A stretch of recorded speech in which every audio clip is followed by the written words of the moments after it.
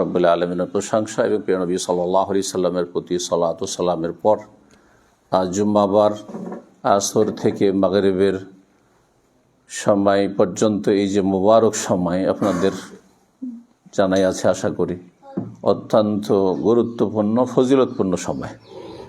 জুমার দিনে এমন একটি মুহূর্ত রয়েছে যে সময় রব্বুল আলামিন তার বান্দাদের জন্য রহমতের দরজা খোলা রাখেন। যা কিছু চাইবে ইল্লা আতাহু ইয়াহু, তা অবশ্যই পাবেন। সুতরাং এক তো মোবারক মজলিসে আছেন, কোরআন সুন্নাহর মজলিস, মজলিসের জিকির, সবচাইতে মোবারক মজলিস, এর চাইতে ভালো মজলিস কোথাও হইতে পারে না। ইলমের মজলিস, যেখানে কাল আল্লাহ কাল রসুল ওহির কথা আলোচনা করা হচ্ছে এবং মোবারক সময় এই জুমাবারের শেষ হতে যাচ্ছে, যত শেষ দিকে যাচ্ছে তত বরকতপূর্ণ সময়। এই সময়ে যেমন দিনের কথাগুলি শুনবেন, ইমানি জজবা নিয়ে শুনবেন, যাতে করে আমলের তৌফিক হয়। আল্লাহ যেন তৌফিক দান করেন। এবং তার সাথে মনে মনে জিকির আজকার করতে থাকবেন, দোয়া করতে থাকবেন দুনিয়া এবং আখেরাতের কল্যাণের জন্য। হতে পারে এই সময়ের এক মুহূর্তের একটি দোয়াতে আপনার দুনিয়া আখেরাতের জীবনটা পাল্টে যেতে পারে, কত না ভালো হয়ে যেতে পারে, আপনার পরিবার সুখী হয়ে যেতে পারে। অনেকের মানসিক অসুস্থতা রয়েছে, শারীরিক অসুস্থতা রয়েছে, পারিবারিক অশান্তি রয়েছে, সামাজিক অশান্তির তো শেষ নেই। বিভিন্ন পর্যায়ে অশান্তি রয়েছে, সব জায়গায় অশান্তি। জাহার আল ফাসাদু ফিল বাররি ওয়াল বাহরি বিমা কাসাবাত আইদিন নাস, মানুষের পাপাচারের কারণে জলে স্থলে সব জায়গায় অশান্তি বিরাজ করছে। এই অশান্তির মাঝে ভালো মানুষের বসবাস করা যেন জাহান্নামে বসবাস করার মতো। হাদিসের ভাষায় যদি কাল কাবেজ আল জামর, সেই যুগ চলে এসছে। ইমান ইসলামকে ধরে রাখা, জান্নাতের পথে থাকা হচ্ছে হাতে আগুন নিয়ে থাকার মতো। আল্লাহ যেন তৌফিক দান করেন, আল্লাহ যেন সহজ করেন এবং আল্লাহ রাব্বুল আলামিন জান্নাতের পথে আমাদেরকে যেন অবিচল রাখেন, ইস্তেকামা দান করেন। এই সময় আমরা এখানে দোমোহনা আমাদের এটি মসজিদ, বিশেষভাবে বলা যেতে পারে যে পারিবারিক মসজিদ, আর তার সাথে আমাদের পাড়া প্রতিবেশী যা রয়েছে সবার মসজিদ। মসজিদ আল্লাহর ঘর, তবে পারিবারিকভাবে মসজিদ তৈরি হয়েছে আলহামদুলিল্লাহ। তারপরে মসজিদের পাশে এই যে কয়েকটা ছোট রুম তৈরি হয়েছে, সেটাও পারিবারিকভাবে তৈরি হয়েছে আলহামদুলিল্লাহ। আমরা চেষ্টা করছি যে পারিবারিকভাবে কিছু দিনের খেদমত করা যেতে পারে, যার মাধ্যমে সাদকা জারিয়া হতে পারে আমাদের জন্য, আমাদের বাবা মায়ের জন্য, আর তারপরে বাবা মা যারা রয়েছে তাদের জন্য, আর তার সাথে সকল মুমিন মুমিনাতের জন্য। কারণ আল্লাহর রহমতের দ্বার প্রশস্ত, সেটাকে সংকুচিত করার কোনো প্রয়োজন নেই। যখন রাসূলুল্লাহ সাল্লাল্লাহু আলাইহি ওয়াসাল্লামের কাছে এক বেদুইন আসার পর রাসূলুল্লাহ সাল্লাল্লাহু আলাইহি ওয়াসাল্লাম আখলাক ব্যবহার খুব ভালো দেখলো, আর সাহাবায়ে কেরামদের সাথে রাসূলুল্লাহ সাল্লাল্লাহু আলাইহি ওয়াসাল্লামের ব্যবহারের তফাৎ দেখলো। যদিও সাহাবায়ে কেরামদের আখলাক ব্যবহারে কোনো ত্রুটি ছিল না, কিন্তু ভালোর চাইতে অতি ভালো। ওয়া ইন্নাকা লাআলা খুলুকিন আযীম, এই পার্থক্য যখন সে অনুভব করলো, সে প্রভাবিত হলো রাসূলুল্লাহ সাল্লাল্লাহু আলাইহি ওয়াসাল্লামের মহৎ চরিত্র থেকে। আর তারপরে নামাজটা পড়ে তার সংকীর্ণ চিন্তা চেতনা নিয়ে সে বলল, আল্লাহুম্মা আরহামনি ওয়া মুহাম্মাদান ওয়ালা তারহাম মা'না আহাদা। আল্লাহ আমার উপর রহম করো আর মুহাম্মদ সাল্লাল্লাহু আলাইহি ওয়াসাল্লামের রহম করো, আর এই যে সব রয়েছে না এদের কার উপর রহম করিও না তুমি। বুঝতে পারছেন না? হ্যাঁ, এটা হচ্ছে সংকীর্ণতা। এই সংকীর্ণতা কিন্তু আমাদের সমাজে আছে, আমাদের পরিবারে আছে, ঘরে ঘরে ঢুকে আছে, মগজে মগজে ঢুকে আছে। সামান্য কিছু ভুল বোঝাবুঝি হইলেই, আমাদের সামাজিক অবস্থার কথা বলছি, যেখানে আপনারা বসবাস করছেন, পারিবারিক অবস্থার কথা বলছি, ভাই বোনদের সাথে সম্পর্কের কথা বলছি, আত্মীয় স্বজনদের সাথে সম্পর্কের কথা বলছি, পাড়া প্রতিবেশীর সাথে সম্পর্কের কথা বলছি। একেবারে সংকীর্ণ চিন্তা চেতনা, সামান্য কিছুতে তিলকে তাল করে শত্রুতা আর মতো পরিবেশ তৈরি করে ফেলে। তো এমনটা কিন্তু একটা জাহেলের কাজ, একটা অজ্ঞ মানুষের কাজ, একটা আমলদার ভালো মানুষের কাজ নয়। লাকাদ তাহাজ্জারতা ওয়াসিআন, রাসূল বললেন যে তুমি আল্লাহর প্রশস্ত রহমতকে তুমি সংকুচিত করে ফেললে, সংকীর্ণ করে ফেললে। আল্লাহ যদি সারা দুনিয়াকে রহমত দিয়ে উদ্ধার করে দেন তাহলে আল্লাহর কিছু কমে যাবে? কিন্তু তুমি দোয়াতে বলে আল্লাহুম্মা আরহামনি ওয়া মুহাম্মাদান ওয়ালা তারহাম মা'না আহাদান, আল্লাহ আমি আর মুহাম্মদ সাল্লাল্লাহু আলাইহি ওয়াসাল্লাম, আর কাউকে দিও না। তুমি এটা কেন করলে তুমি? তা আমি এই হাদিসটি দিয়ে যেমন একটি মেসেজ দিতে চাইলাম যে আমাদের যাতে করে মনে উদারতা আসে, যে আমরা সবাইকে নিয়ে চলব, এবং মানুষ মাত্রে সবার ভুল আছে, শুধু আপনাদের না, আলেম ওলামাদেরও ভুল ত্রুটি আছে, কিন্তু কারো ভুলকে বড় করব না এবং ভুলের ঊর্ধ্বে কাউকে মনে করব না, আর ভুল হলে তার সম্পর্কে নেগেটিভ ধারণা রাখব না, ইতিবাচক হব। যে কোনো বাহ্যিক দৃষ্টিতে কোনো ভুলের ভালো ব্যাখ্যা হতে পারে, যেটা ভুল আপনার মনে হচ্ছে তার ভালো ব্যাখ্যা হতে পারে, সে ভালো ব্যাখ্যা নেওয়ার চেষ্টা করব, সুধারণা রাখার চেষ্টা করব। এবং তার সাথে যে কথাটি প্রসঙ্গে বললাম সেটা হচ্ছে যে এসব যে দ্বীনি কাজের জন্য উদ্যোগ, এতে আল্লাহ যেন সবার মাগফিরাত করেন, সবাইকে যেন উত্তম প্রতিদান দান করেন, প্রতিটি মোমেন মোমেনাতকে, বিশেষ করে এলাকাবাসীকে, বিশেষ করে দমোহনাবাসীকে আল্লাহ রাব্বুল আলামিন। আর যারাই এখানে সৎ পরামর্শ দিয়ে এবং যে কোনো রকমের সহযোগিতা করে, সময় দিয়ে, শ্রম দিয়ে, পরামর্শ দিয়ে, যে কোনোভাবে সহযোগিতা করবে, বরং পাশে বসে সহযোগিতা করবে, একটা কথা বলে উৎসাহিত করে সহযোগিতা করবে। যারা এখানে থাকবেন, হয়তো আমরা এখানে থাকবো না, বিশেষ করে আমি তো আপনারা জানেনই বাইরের মানুষ, যদিও এখানকার মানুষ কিন্তু বাইরেও, তো তার মধ্যে মাঝে মধ্যে হয়তো আসবো। আর আসলে ইনশাআল্লাহ তাআলা এখানে যেহেতু আমার বাড়ির পাশে, এতে তো অবশ্যই আমাকে সময় দিতে হবে, কিন্তু আপনাদের দায়িত্ব এলাকার মানুষের রয়েছে যে এখান থেকে মানুষ উপকৃত হোক, মুসলিম ভাই বোনরা উপকৃত হোক, আর প্রতিবেশী যারা অমুসলিম রয়েছে তাদেরকেও যদি এখান থেকে আমরা উপকার করতে পারি, তাদেরও কিছু কাজে আসতে পারি, তাহলে সেটা অবশ্যই একজন মুমিন মানুষ হবে। হ্যাঁ, বরফের মতো, আগুনের মতো না। আগুন কোথাও থাকলে আশপাশকে জ্বালিয়ে দেয়, অশান্তি সৃষ্টি করে, ভীত সন্ত্রস্ত করে। আর বরফ যদি কোথাও থাকে, আর গরমের সময়, প্রচণ্ড গরমের সময় যদি থাকে, তো আশপাশকে ঠান্ডা করে দেয়। একজন মুমিন মুসলিম, আপনি আমি প্রত্যেকে আমরা আলহামদুলিল্লাহ, আলহামদুলিল্লাহ জাআলানা মুসলিমিন, যে আল্লাহ আমাদেরকে মুমিন মুসলিম হওয়ার তৌফিক দান করেছেন, আল্লাহ পরকালে বিশ্বাসী হওয়ার তৌফিক দান করেছেন, আল্লাহ জন্মসূত্রে আমাদেরকে আল্লাহর মনোনীত দিন দান করেছেন। এর চাইতে বড় নিয়ামত কিছু হইতে পারে না। এর মাধ্যমে আমরা শান্তি সর্বস্তরে প্রতিষ্ঠিত রাখার চেষ্টা করব, শান্তিকে অব্যাহত রাখার চেষ্টা করব, শান্তিকে কোথাও বিঘ্নিত হইতে দেব না, অশান্তিতে রূপান্তরিত হইতে দেব না, এবং আমরা শান্তির বার্তা নিয়ে আসবো। এটি হচ্ছে ইসলাম, আর এটি হচ্ছে আসসালাম, আল্লাহর নাম হচ্ছে আসসালাম। তো অল্প সময়ে, এই মাগরিব পর্যন্ত আমাদের সময়, এই সময়ের মধ্যে যে কথাগুলি বলবো তার জন্য আমি একটি ছোট্ট সূরা পাঠ করেছি, আশা করি মনে আছে আপনাদের। সূরা আল আসর। সূরা আসরে কোরআনে কারীমের যতগুলি বিষয়বস্তু রয়েছে, বরং কোরআনে কারীম যে উদ্দেশ্যে, যে বিষয় নিয়ে নাজিল করা হয়েছে, সবগুলো বিষয় সূরা আসরে রয়েছে, সবগুলো বিষয় রয়েছে। এই জন্য ইমাম শাফি রাহিমাহুল্লাহর উক্তি রয়েছে যে আল্লাহ রাব্বুল আলামিন যদি সূরা আসরই শুধু নাজিল করতেন, আর গোটা কোরআন নাজিল নাও করতেন, তো বান্দার উপর আল্লাহর হুজ্জত কায়েমের জন্য যথেষ্ট ছিল।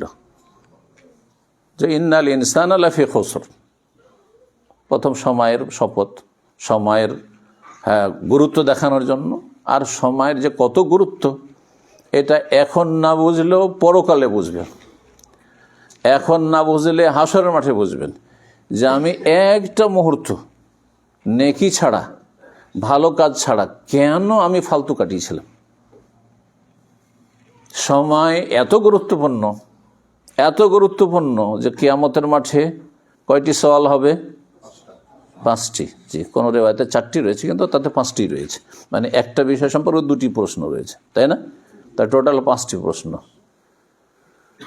লান তাজুলা কাদামা আবদি ইয়াউমাল কিয়ামাত হাত্তা ইউসআলা আন খামস, 5টি। আন উমরিহি, বয়স সম্পর্কে, আয়ু সম্পর্কে, 60 বছর, 70 বছর, 80 বছর দুনিয়ায় থাকবেন, ছিলেন, যারা দুনিয়া থেকে চলে গেছেন, এই গোটা বয়সটা সময় নয়, বয়সটা তো মানুষের প্রত্যেকের সময়। এই সময় সম্পর্কে 2টো প্রশ্ন। আরেকটি কি? ওয়ান শাবাবিহি, যৌবনের সময়কাল, গোটা আয়ুটা, আর বিশেষ করে যৌবনকাল। কারণ যৌবনকালে যে ভালো মানুষ হয়ে যেতে পারলো, সে বাকি সময় আশা করা যে ভালো মানুষ হবে। এই জন্য আমরা মাদ্রাসা জীবন থেকে দেখে আসছি, ছাত্র জীবন থেকে দেখে আসছি, স্কুল মাদ্রাসা যাদেরকে চেনি, যারা ছাত্র জীবনে ভালো ছিল তারা এখন পর্যন্ত ভালো। তারা ছাত্র জীবনে যারা বিভ্রান্ত হয়নি, পাপে জড়ায়নি, খারাপ পথে চলে যায়নি, তারা ভালো পথে আছে, মোটামুটি ভালো মানুষই আছে, জান্নাতের পথে আছে। কিন্তু যৌবনকালে যারা বিভ্রান্ত হয়েছে তাদের ইউটার্ন করে ফিরে আসাটা অনেক দূরের ব্যাপার। সেটা আল্লাহ রাব্বুল খাস রহমত যদি হয় তাহলে ফিরে আসতে পারে। সিরিয়াস সময়কাল। আর তার সাথে এই যে ফিতনার যুগ, সোশ্যাল মিডিয়ার যুগ, এই যুগে একটা যুগ ছিল যখন সিনেমার যুগ ছিল, আর এই সব স্মার্টফোন এই সব দূরের কথা, কোনো মোবাইলই ছিল না। তখনকার যুগে আমরা দেখেছি আমাদের ছাত্র জীবনগুলোতে যারা খারাপ ছেলে তারা মাদ্রাসা তো পারতো না, গ্রামে পারতো না, এমনকি নিজের কাছের শহর, ধরেন এখান থেকে ডালগোলা তো সিনেমা হলে ঢুকতে পারতো না, কোথায় এখানে মালদা গিয়ে কেউ চিনতে না পারে, দূরে চলে আর কলকাতা চলে যেন চিনতে না পারে, সেখানে গিয়ে সবার নাই কাজ করতে। তাহলে গোনাতে জড়ানো তখন কত কঠিন ছিল। কিন্তু এখন নিজের রুমে ঢুকে যত রকমের নোংরামি করে জাহান্নামে চলে যাচ্ছে। দুনিয়া নষ্ট করছে, যৌবন নষ্ট করছে, জীবন নষ্ট করছে, আর বাপ মায়ের হক নষ্ট করছে, স্ত্রীর হক নষ্ট করছে, ছেলে মেয়েদের হক নষ্ট করছে, আল্লাহর হক নষ্ট করছে, পরকালকে নষ্ট করছে না? চিন্তা করুন আপনি। ইযা খালা বিমাহারিমিল্লাহ ইনতাহাকুহা, নবী সাল্লাল্লাহু আলাইহি ওয়াসাল্লাম বলছেন যে কিছু মানুষ এমন আসবে যে যাদের পাহাড় সম পরিমাণ নেকি নিয়ে আসবে, নেকির কোনো ঘাটতি কমতি থাকবে না, কিন্তু সবগুলিকে আল্লাহ রাব্বুল আলামিন ধূলিকণার মতো ধূলিসাৎ করে উড়িয়ে দেবেন, কোনো মূল্যায়ন করবেন না সেসব নেকির পাহাড়ের। কেন? যখন তারা নির্জনে যেত, একাকী হইতো, যে কোনো জায়গায় যখন একাই আছে, স্ত্রীও নেই, মা বাবাও নেই, ছেলে মেয়েও নেই, বন্ধু বান্ধব নেই, ইযা খালা বিমাহারিম আল্লাহ, ইযা খালা বিমাহারিমিল্লাহ ইনতাহাকুহা, তখন হারাম কাজে জড়িয়ে যেত, পাপে ডুবে যেত। নাসাল্লাহ সালামাত ওয়াল আফিয়া। এই জন্য বলছি যে এগুলো বড় ফিতনা, যুবকদেরকে বলছি, এমনকি অনেক বুড়োরা আছে, এরা একসময় এই নিয়ামত পায়নি, হঠাৎ করে পেয়েছে, ঠিক ওই রকমই হয়েছে যেমন খাঁচার পাখির মতো হয়েছে। খাঁচার পাখি যদি খাঁচা থেকে ছুটতে পায় তাহলে হুঁশ দিশা থাকে না, ঠিক তেমনি এই বুড়ো জীবনে মোবাইল দেখতে পায়নি, মোবাইল পেয়েছে, আর ইমান আখেরাত আখলাক চরিত্র কিচ্ছু নেই, হালাল হারাম কোনো তমিজ নেই, জাহান্নামে চলে যাচ্ছে। নাসাল্লাহ সালামাত ওয়াল আফিয়া। সুতরাং সতর্ক, সাবধান সাবধান এই সমস্ত ফিতনা থেকে। বলছিলাম সময়ের কথা, এই জন্য আল্লাহ সময়ের শপথ করেছেন। মানুষ ক্ষতিগ্রস্ত, দেখেন মানুষ কত ক্ষতিগ্রস্ত। আপনি চিন্তা করুন, শতকরা কয়জন আল্লাহ পরকালে বিশ্বাস, তৌহিদবাদী, তৌহিদ প্রতিষ্ঠাকারী? শতকরা কয়জন মুসলিম সমাজের নামাজি, 5 ওয়াক্ত নামাজি? নামাজ ছাড়া জান্নাত নেই, তৌহিদ ছাড়া জান্নাত নেই। বেনামাজির জন্য জান্নাত আল্লাহ তৈরি করেননি। উইদ্দাত লিল মুত্তাকিন, বলেন যে শুধু মুসলিম জন্য। আল্লাহ ভীরু, আল্লাহ ভীতি যাদের অন্তরে ছিল, আল্লাহর ভয়ে যারা ফরজ ওয়াজিব আদায় করত, আল্লাহর ভয়ে যারা হারাম নাজায়েজ কাজ থেকে বেঁচে, তাদের জন্য জান্নাত তৈরি আছে, তৈরি করা আছে। কতজন সৎ জীবন যাপন করে, কতজন হালাল রিজিক খায়, কতজন কাবিরা গুনাহ থেকে বেঁচে থাকে। কাবিরা গুনাহ ধ্বংস করে দেবে, কাবিরা গুনাহ জাহান্নামে নিয়ে যাবে। কতজনের এই ঈমান আছে যে আমি সুদি কারবারের ধারে কাছে যাব না? মৌলভী সাহেব, মাদ্রাসার পড়াশোনা, লোন নেবেন আপনি, আল্লাহকে ভয় করেন না আপনি, নিজের জীবনটা বলে ভয় করেন না আপনি। নবী সাল্লাল্লাহু আলাইহি ওয়াসাল্লাম ইজতানিবু সাবআল মুবিকাত, ধ্বংসাত্মক গুনাহ থেকে বেঁচে থাকো। আকলুর রিবা, সুদি কারবারের সাথে জড়ানো তোমাকে ধ্বংস করবে, তোমার পরিবারকে ধ্বংস করবে, তোমার ছেলে মেয়ের ভবিষ্যৎকে ধ্বংস করবে, তোমার রিজিককে ধ্বংস করবে, তোমার জান্নাতকে ধ্বংস করবে। কিচ্ছু লাভ হবে না। কি করবে এইসব পয়সা নিয়ে? কি করবে এইসব পয়সা নিয়ে? হারাম উপার্জন করে কখনো নেক সন্তান দিতে পারবেন না উম্মতকে। আও ওয়ালাদিন সালেহিন ইয়াদুল্লাহ, ওই সব সন্তানই কাজে আসবে যদি সে কমপক্ষে সলে হয়। যদিও মুসলে হলে আরো ভালো ছিল আপনার জন্য, বরং আরো আপনার পরিবার, আপনি, আপনার সমাজ আল্লাহর আযাব থেকে নিরাপদ ছিল। সূরা হুদ রব্বুল আলামিন ইরশাদ করেন, ওমা কানা রাব্বুকা লিইহলিকাল কুরা বিযুলমিন ওয়া আহলুহা মুসলিহুন। তোমার রব এমন নন লিইহলিকাল কুরা বিযুলমিন, যে কারো পাপের কারণে পাপ থাকতে পারে সমাজে, ব্যক্তি জীবনে পাপ থাকতে পারে, কিন্তু পাপ যদি কিছু থাকে কিন্তু সীমিত আকারে থাকে, এ আয়াতের উদ্দেশ্য হচ্ছে লুকায়িত থাকে, গোপনে পাপ হচ্ছে। পাপীরা মাথা চাড়া দিয়ে নেই, পাপীরা শক্তিশালী হয়ে নেই, পাপী নির্দ্বিধায় ঘুরে বেড়াচ্ছে, অহরহ পাপ করছে, এমনটা নয়। পাপ আর পাপ আর পাপী আর পাপী, এমন পরিবেশ, এমন সমাজ নয়, সীমিত আকারে পাপ হচ্ছে।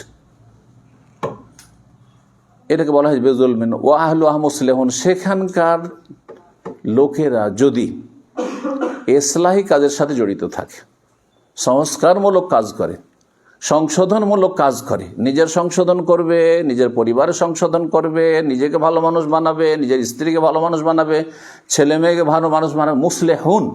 তাহলে সলেহীন আর মুসলেহীন, কোরআনে যে দুটি ভাষা রয়েছে, কমপক্ষে যদি আপনার ছেলে মেয়ে সলেহীন হয়, আর সলেহীন কখন হবে? যখন আপনার ছেলে মেয়ে ফরজ ওয়াজিব আদায় করছে, 5 টাইম নামাজ পড়ছে, নামাজি ছেলে মেয়ে তৈরি করতে পেরেছেন আপনি, তাহলে আপনার কাজে আসবে। মরে যাওয়ার পরেও নেকির একটা রাস্তা খোলা আছে আপনার জন্য। আর মুসলিহীন যদি তৈরি করতে পারেন, তাহলেও তো নেকির শেষ নেই। আপনি দুনিয়া থেকে চলে যাবেন, কিন্তু আপনার নেকির রাস্তা খোলা আছে, আপনার কবরের জীবনে নেকি পৌঁছিতে আছে, মর্যাদা উঁচা হইতেই আছে জান্নাতে, এবং দুনিয়ায় আল্লাহর আযাব থেকে বেঁচে থাকবেন। আপনি শুধু একা বেঁচে আপনি বেঁচে থাকবেন, আপনার পরিবার আল্লাহর আযাব থেকে, আল্লাহর মার থেকে বেঁচে থাকবে, আপনার সমাজ, আপনার দেশ, আপনার দেশের মানুষ আযাব থেকে মুক্ত থাকবে।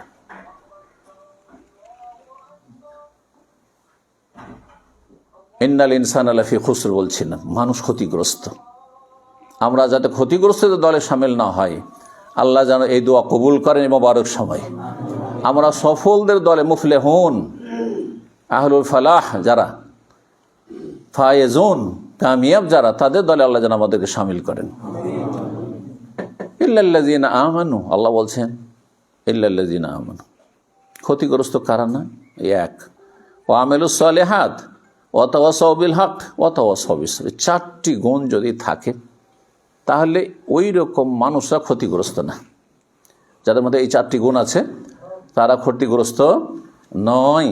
জি সম্মানিত ভাতৃমণ্ডলী, এই 4টি গুণের প্রথমটি অনেকে না বুঝে শুধু ঈমান দিয়ে ব্যাখ্যা করে দেয়। ঈমান অন্তরের কাজ না, ঈমান বিশ্বাস করে মেনে নেওয়া, এটা নাম ঈমান। অন্তরের কাজ না। কাজের আগে কি লাগে? যে কোনো কাজ করলে কি লাগে? নলেজ লাগে না? দুনিয়ার কাজ করেন আর আপনি দিনের কাজ করেন, যে কোনো কাজ করার আগে কি লাগবে? সে সম্পর্কে আপনার জ্ঞান লাগবে। এই জন্য সহিহ বুখারী নিয়ে একটু চিন্তা করে দেখেন। সহিহ বুখারী, ইমাম বুখারী রাহিমাহুল্লাহর ফিকহ,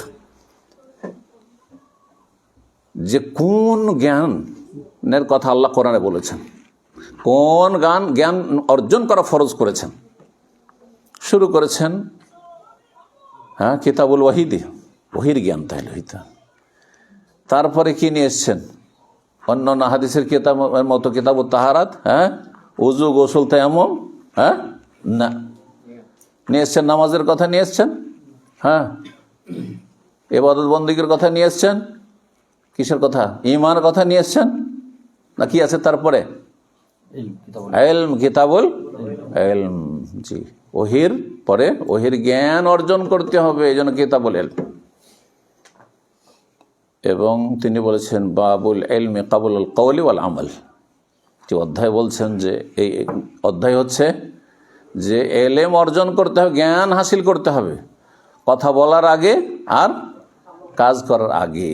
সুতরাং যে কথাটি আমাদের প্রিয় শেখ মতিউর রহমান বিন শীশ মাদানী বলছিলেন যে আগে জ্ঞান অর্জন করতে হবে, তারপরে মানুষকে সহি জ্ঞানের দিকে ডাকতে হবে। জান্নাতের রাস্তা সম্পর্কে আপনার সম্যক জানা নেই, জান্নাতের রাস্তার নামে ভুলভাল কথা বলে দিয়েছেন আকীদার ক্ষেত্রেই, মানহাজের ক্ষেত্রেই, অথবা ফতুয়ার ক্ষেত্রেই। হ্যাঁ, এটা হাদিসের তর্জমা করে বলেন, আমি তো এই তো হাদিসের তর্জমা করেছি, কোন দোষ করলাম? এটার নাম ফতুয়া না, এটার নাম জ্ঞান নয়। ওই সম্পর্কে আপনার সম্যক জ্ঞান থাকতে হবে।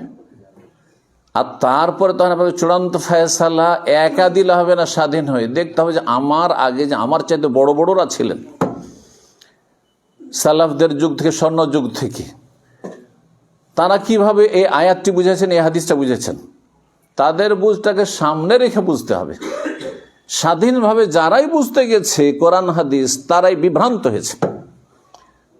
খারিজি জঙ্গিরা কোরআন হাদিসের কথাই বলে, কিন্তু তারা জঙ্গি। মুরজিয়ারাও কোরআন হাদিসের কথাই বলে, কিন্তু মুরজিয়া পথভ্রষ্ট। সুফিরাও কোরআন হাদিসের আয়াত পড়ে, গদিবাদীরাও কোরআন হাদিসের আয়াত পড়ে, কিন্তু তারা বিভ্রান্ত, কারণ তারা স্বাধীনভাবে আয়াত নিয়ে নিজের মতো করে ব্যাখ্যা করে। আগে টার্গেট তৈরি করে না যে ওইখানে পৌঁছিতে হবে, আর সে অনুযায়ী তখন ব্যাখ্যা করে কোরআন হাদিস। কিন্তু সালাফি ওলামা, আহলে হাদিস ওলামা যারা সত্যিকারের, তারা দেখে যে আমি যে ব্যাখ্যাটা বুঝছি, এই বুঝটা কি খোলাফায়ে রাশেদিন বুঝেছেন রাসূলুল্লাহ সাল্লাল্লাহু আলাইহি ওয়াসাল্লাম থেকে, আসহাবে রাসূলুল্লাহ বুঝেছেন সাল্লাল্লাহু আলাইহি ওয়াসাল্লাম, তারা বুঝেছেন, তাবেঈনরা বুঝেছেন, তাবা তাবেঈনরা বুঝেছেন, আইম্মা মুহাদ্দিসিন ফুকাহায়ে আরবা তারা কি বুঝেছেন, তাদের বুঝ একজনের নয়, তাদের বুঝগুলিকে সামনে রেখে তখন এগিয়েছেন, তখন কথা বলেছেন। এরা হচ্ছে সালাফি, এরা হচ্ছে আহলুল হাদিস। এই জন্য ইল্লাল্লাযীনা আমানু মানে ইলম হাসিল করতে হবে। এটা মাদ্রাসাগুলি থেকে, এলাকায় মাদ্রাসা রয়েছে, যে মাদ্রাসাগুলিতে যে ছাত্রগুলি তৈরি হচ্ছে, এটা হচ্ছে ক্ষেত্র যেখান থেকে এই কাজটি করে আসতে হবে, ইলম শিখে আসতে হবে।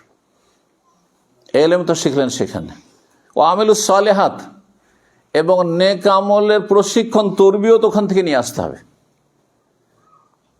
অনেকের এলেম আছে কিন্তু আমল এলেমের সাথ দেয় না।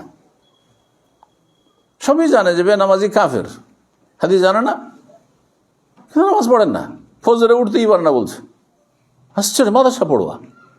হ্যাঁ, আস্তাগফিরুল্লাহ বলে, তা আপনার এলেম দিয়ে কি কাজ হবে? তাহলে আপনার রাত 2-3টার সময় যদি ফ্লাইট থাকে, বাস থাকে, হ্যাঁ ট্রেন থাকে, তাও ধরবেন আপনি। ওখানে তো কেউ জাগায় না, আপনাকে নিজেই জেগে বসে থাকেন। সারা রাত জেগে আমি যখন আসলাম, আমার রাত 1:30টার সময় ফ্লাইট, সারা রাত ঘুমাইনি, সারা রাত ঘুমাইনি, দিনেও তেমন ঘুম হয়নি, তার আগের রাতেও বিশেষ কারণে 2-3 ঘন্টা ঘুম হয়েছে, কিন্তু তারপর আমার ফ্লাইট মিস হয়নি, আমি পৌঁছেছি। দুনিয়ার টার্গেটে পৌঁছার জন্য আমি নিজের কথা বলছি, তা আমার চাইতে আপনারা কম না, আরও চালাক চতুর দুনিয়ার ক্ষেত্রে। হ্যাঁ, যে ফ্লাইট কখনো মিস করবেন না, ট্রেন কখনো মিস করবেন না, আপনি এগুলো বুঝছেন, কিন্তু আপনি ফজর মিস করছেন, তাহলে ও আমেলুস সালেহাত কোথায়? এই আমলের ট্রেনিংটা মাদ্রাসা থেকে শিখে আসতে হবে, এটা আসল জায়গা। যদি সেখানে শেখার সুযোগ না থাকে, বয়স হয়ে গেছে, তাহলে আপনাকে ভালো পরিবেশে, যেখানে ভালো মানুষরা বসে, তাদের সাথে বসে শিখতে হবে। এই জন্য ওই সহিহ বুখারীর হাদিস স্মরণ করে দিচ্ছি, যেখানে ওই লোকটি 99টি হত্যা করলো, তারপরে যখন তওবার জন্য এক জাহেল মুফতির কাছে ফতোয়া, এই জাহেল মুফতির কাছে ফতোয়া নিলে এইটি হয় নিম্মুল্লাহ খাতারা ইমান। জাহেল মুফতির কাছে যখন ফতোয়া নিতে গেল, তখন সে বলছে, তুমি এত বড় অপরাধী, 99টা খুন করার পর আবার তওবা, তোমার জন্য জান্নাত? না না না, তোমার তওবা নেই। তওবা নেই? আচ্ছা ঠিক আছে, তাহলে 100টা পুরো করিয়ে দিই, সেঞ্চুরি করিয়ে ফেলি। দিল সেঞ্চুরি পুরা করে। আস্তাগফিরুল্লাহ। তারপর সে তাকে কেউ বলল আব্দুল্লাহ আলা আলেমিন, একজন আলেম ছিল, হ্যাঁ ওই যুগের আগের উম্মতে, যাও ওর কাছে যাও, হতে পারে তোমার জন্য রাস্তা খুলতে পারে। ওকে গিয়ে যখন জিজ্ঞাসা, আলেমের কাছে এলমের মতো কথা রয়েছে, ফিকহ রয়েছে, দিনের জ্ঞান রয়েছে। সে বললো মাইয়া হলো বাইনা কবাইনা তওবা, তোমার মাঝে আর তওবার মাঝে কি অন্তরায় হতে পারে, কে বাধা দিতে পারে? আল্লাহ যে কাউকে মাফ করতে হয়, ইন্নাল্লাহ ইয়াগফিরুয যুনুবা, সমস্ত গুনাহ মাফ করে। আল্লাহর কাছে গুনাহ হয়ে গেছে, আর তো উপায় নেই, আর জেনে শুনে গুনাহ করবো না, কিন্তু গুনাহ হয়ে যাওয়ার পরে সমাধান হচ্ছে ইউটার্ন। রাস্তা ভুল হয়ে গেছে, যাব মালদা, চলে গেছি এইদিকে রাসাকোয়ার দিকে, তাহলে আমার জানার সাথে সাথে কেউ বেকুব নেই দুনিয়ায় যে আরো 10 কিলোমিটার চলেই যায়, যাবেন সাথে সাথে ফিরবেন, আপনি সাথে সাথে ফিরবেন। ভুল হয়ে গেছে সাথে সাথে বুঝতে পারছেন, সাথে সাথে ফিরেন আপনি। ইন্নাল্লাহ ইয়াগফিরুয যুনুবা, সব গুনাহ আল্লাহ মাফ করবে, সমস্ত কিছু আল্লাহ মাফ করবে। ইন্নাল্লাহ গফুরুর রাহিম এই ক্ষেত্রে।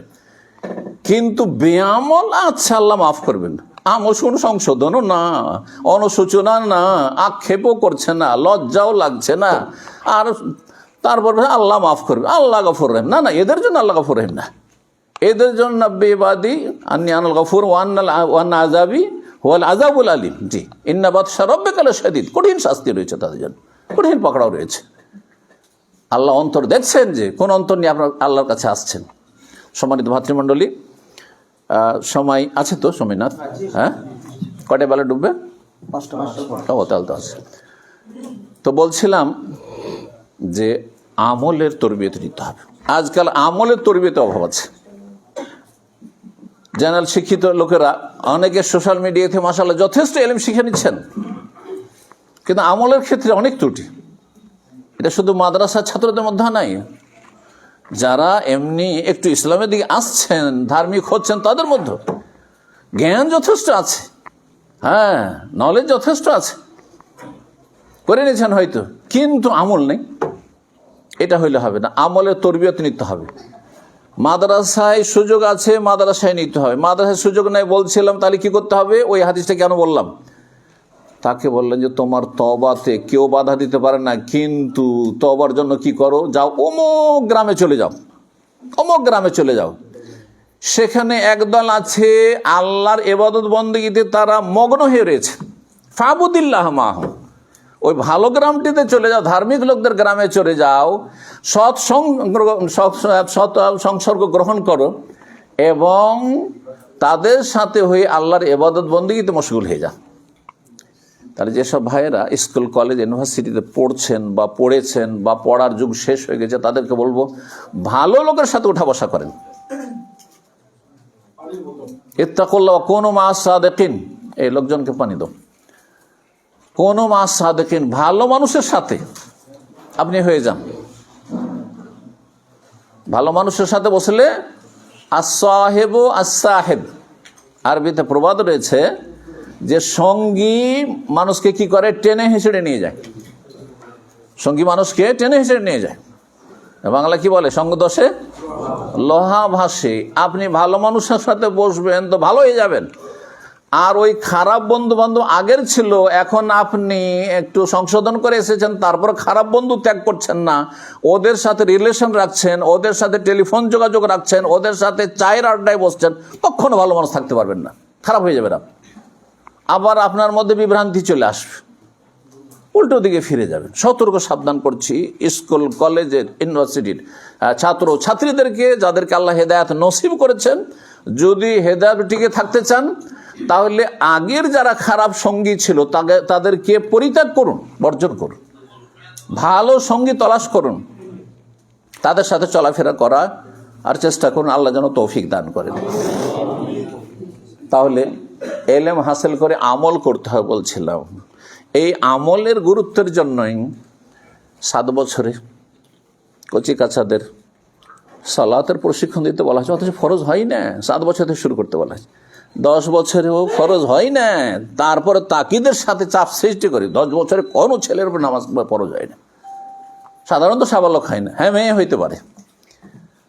যখন সাবালক সাবালিকা হবে তখন ফরজ হবে। তারপরও চিন্তা করুন, 14 বছর 15 বছরে গিয়ে সাধারণত সাবালক হয়, তাহলে কমপক্ষে কতদিন টাইম পেলো 7 বছর থেকে নিয়ে? হ্যাঁ, 7 7 14, 7 বছরের ট্রেনিংয়ের পরেও একজন মানুষ ভালো মানুষ হবেন না, এটা অসম্ভব কথা। অসম্ভব কথা। কেন হবে না? তাহলে দেখতে হবে যে রহস্য কি রয়েছে, কোনখানে বাধা আছে, ট্রেনিংয়ে ত্রুটি আছে। অথচ আপনি কিছুই জানতেন না, স্টিয়ারিং ধরতে জানতেন না, 10টা দিন 20টা দিন ট্রেনিং করে আপনি পাকা ড্রাইভারের গাড়ি চালিয়ে বেড়াচ্ছেন। আপনি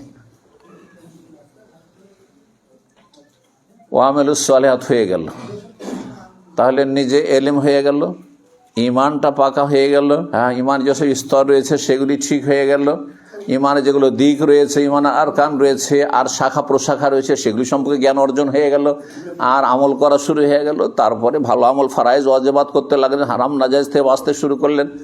আলহামদুলিল্লাহ। এখন কি করতে হবে? ওয়াতাওয়াসাউ বিল হক, কি করতে হবে? হক কথার একজন অপরজনকে ওসিয়ত করবে। আল্লাহ বলছেন একজন অপরজনকে উপদেশ দেবে।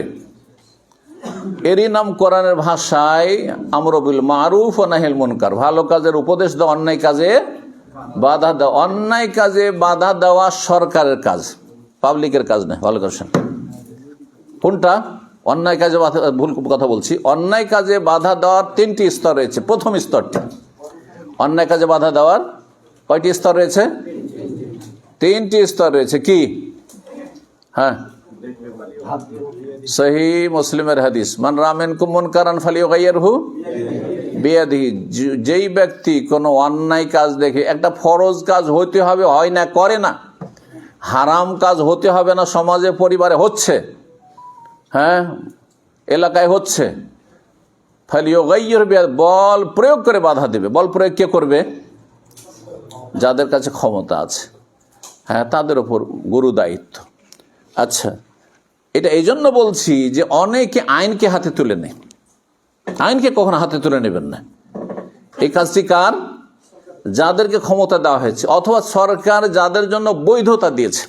আপনার জন্য কতটা বৈধ রয়েছে?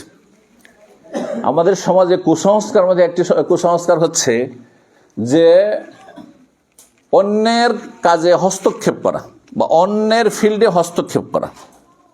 যেমন আপনার স্ত্রী বেহায়া বেপর্দা চলছে, তাহলে আপনি কি করতে পারবেন? বল প্রয়োগ করে আপনার পরিবার, আপনি কিন্তু সরকার, ওখানে আপনি আপনার পরিবারের অভিভাবক, মালিক, সেখানে বল প্রয়োগ করবেন আপনি। তারপরে ভাইয়ের স্ত্রী মাথায় কাপড় দেয় না, বেহায়া বেপর্দা চলাফেরা করে, ওড়নাটা নিয়ে তার মাথাতে পেঁচিয়ে দিতে পারবেন আপনি? জায়েজ আপনার জন্য? মারতে পারবেন? হ্যাঁ, যে পর্দা না করলে হাত পা ভেঙে দেবো, এইরকমই না সমাজ আমাদের। হ্যাঁ, চোর চুরি করলো, গণপিটুনি দিয়ে মেরে দিল। হ্যাঁ, ছিনতাইকারী ছিনতাই করলো, অথবা ধরেন পকেটমারি করলো, কাউকে সন্দেহ হলো যে চোর, তখন গণপিটুনি দিয়ে মেরে দিলেন। জায়েজ? হারাম। সরকারের কাজ হাতে নিয়ে নিলেন, এটা হচ্ছে সীমা লঙ্ঘন করা। এটা হচ্ছে খারেজিদের, জঙ্গিদের কাজ। এটা হচ্ছে চরমপন্থীদের কাজ। ইসলাম চরমপন্থাকে অস্বীকার করে, ইসলাম হচ্ছে মধ্যম পন্থা। কথা বুঝতে পারছেন না? সুতরাং অন্যের কাজ নিজের হাতে তুলে নেবেন না। তাহলে অপরাধীকে যাদের বিচার করার অধিকার আছে তাদের হাতে তুলে দেবেন। এ না যে অপরাধীকে লুকিয়ে রাখবেন না, বা এটাও জায়েজ নয়। কথা বলছেন তো? কিন্তু অন্যের জায়গায় আপনি দখলদারি দেখাবেন না। ওয়াতাওয়াসাউ বিল হক, কোরআনের ভাষায় বলছিল, হ্যাঁ, যে 3টি স্তরের কথা বলছেন। প্রথম স্তরে বল প্রয়োগ করা হয় শাসকের কাজ, আর না হলে কার কাজ? আপনি আপনার ঘরের প্রধান, আপনার কাজ। এমন 5 ভাই আপনারা আছেন, একই অন্যে আছেন, মনে করছেন আমরা একটা পরিবার তো, আর একটা পরিবার, তখন আমরা ভাইয়ের বউ অথবা ভাবির ওপর আপনি কি করছেন? হাত তুলছেন, অথবা তার উপর আপনি চাপ সৃষ্টি করছেন। না, আপনার ভাইকে দিয়ে করাইতে হবে। শ্বশুর বউকে মারধর করছে, এগুলো সোশ্যাল মিডিয়াতে আজকাল বাঙালি সমাজে দেখা যাচ্ছে। শ্বশুর বৌমাকে, ছেলের বউকে মারধর করছে, হারাম কাজ এটি। তার অধীনস্থ না, তার সাথে খাওয়া দাওয়া করছে, তার ছেলের অধীনস্থ তার স্ত্রী, তার কে সে? এই দেশি তরিকাতে ইসলাম বুঝলে হবে না, ইসলামের তরিকাতে ইসলাম বুঝতে হবে, যাতে করে অশান্তি সৃষ্টি না হয়। এর তো রিয়াকশন হতে পারে, রিয়াকশন হতে গিয়ে পারিবারিক কলহ বিবাদ হতে পারে। হ্যাঁ, ছেলের মধ্যে আক্রোশ চলে আসতে পারে, ছেলে বউকে এত ভালোবাসে যে বাপের শত্রু হয়ে যেতে পারে, মায়ের শত্রু হয়ে যেতে পারে, মায়ের গায়ে হাত তুলতে পারে, বাপের গায়ে হাত তুলতে পারে। ক্ষয়ক্ষতির দিকগুলি রয়েছে।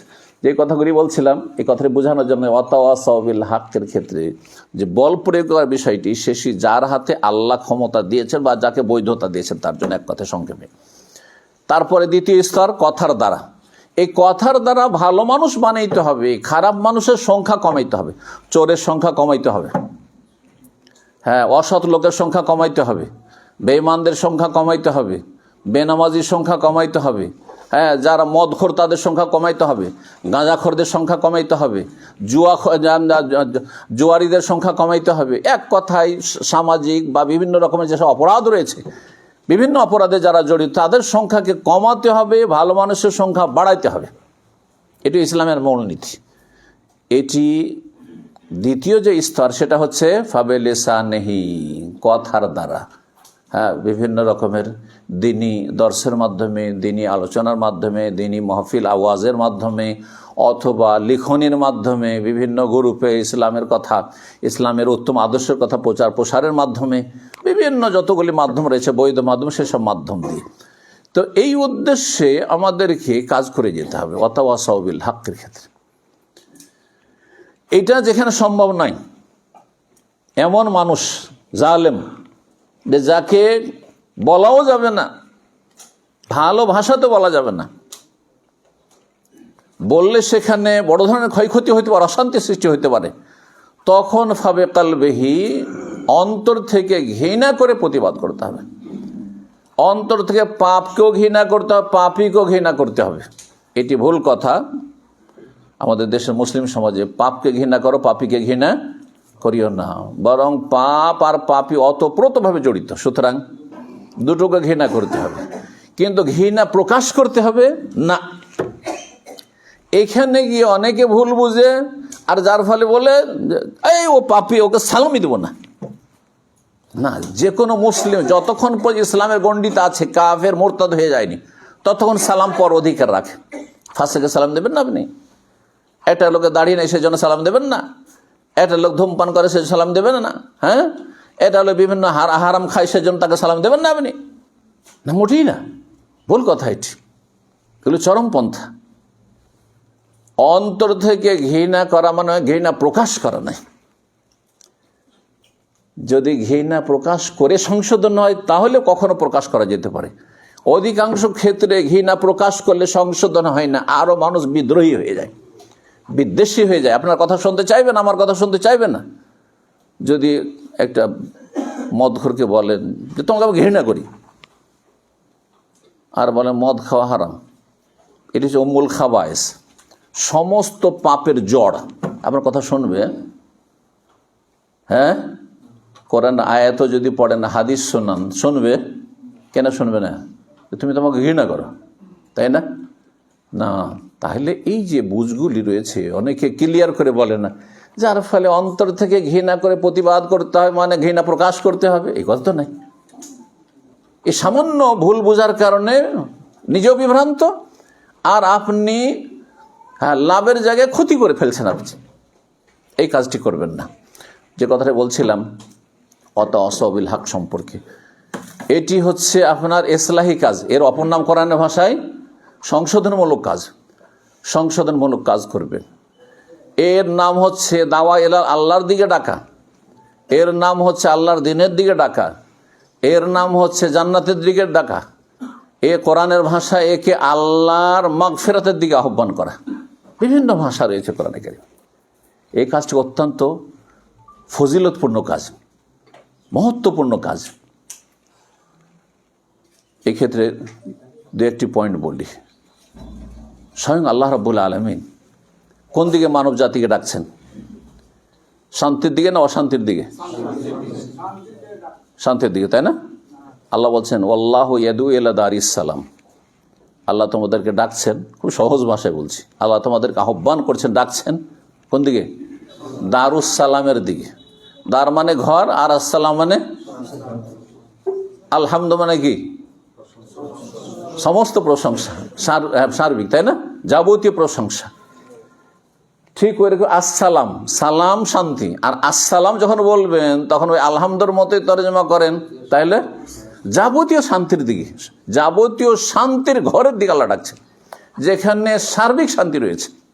আল্লাহু ইয়াদু ইলা দারিস সালাম, তাহলে দিনের দাওয়ার কাজ, দিনের দিকে আহ্বান করা, ভালো মানুষ বানানো মানুষকে,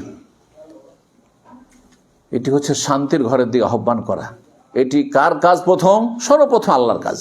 স্বয়ং আল্লাহ এই কাজটি করেছেন, স্বয়ং আল্লাহ এই কাজটি করেছেন। তারপরে এখানে আর একটি জিনিস শিখার বিষয় রয়েছে, এবং আমাদের পাশে প্রতিবেশী যারা মুসলিম রয়েছে তাদেরকে মেসেজ দেওয়ার বিষয় রয়েছে, যে আমরা আসসালাম শান্তি দিই, পিসের দিকে ডাকছি, কিন্তু আমরা অশান্তি দিয়ে ডাকি না। কারণ আমাদের রব সৃষ্টিকর্তা, আমাদের আল্লাহ, তিনি কোন দিকে ডাকছেন? শান্তির ঘরের দিকে ডাকছেন, অশান্তির ঘরের দিকে ডাকছেন, অশান্তির ঘরের দিকে ডাকছেন না। আল্লাহু ইয়াদু ইলা দারিস সালাম ওয়া ইয়াহদি মান ইয়াশাউ ইলা সিরাতিন মুস্তাকিম। অন্য আয়াতে বলছে আল্লাহু ইয়াদু ইলাল জান্নাতি ওয়াল মাগফিরাতি বিইজনিহি। আল্লাহ তোমাদেরকে ডাকছেন কোন দিকে? ইলাল জান্নাতে, জান্নাতের দিকে ডাকছেন। ওয়াল মাগফিরা, আর কোন দিকে ডাকছেন? তার ক্ষমার দিকে, মার্জনা দিয়ে ডাকছেন। যখন মানুষের সাথে শত্রুতা হয়ে যায়, মনোমালিন্য হয়ে যায়, তখন কি ডাকে, ইশারা ইঙ্গিতে যে আমরা একটু মিলে যাই, না পালাবার চেষ্টা করে? তাহলে মানুষের চিন্তা চেতনা কত সংকীর্ণ। কারোর সাথে শত্রুতা হলে ও আপনাকে দেখে পালাচ্ছে, আপনি ওকে দেখে পালাচ্ছেন, আপনি ওকে এড়িয়ে যাচ্ছেন, সে আপনাকে এড়িয়ে যাচ্ছে।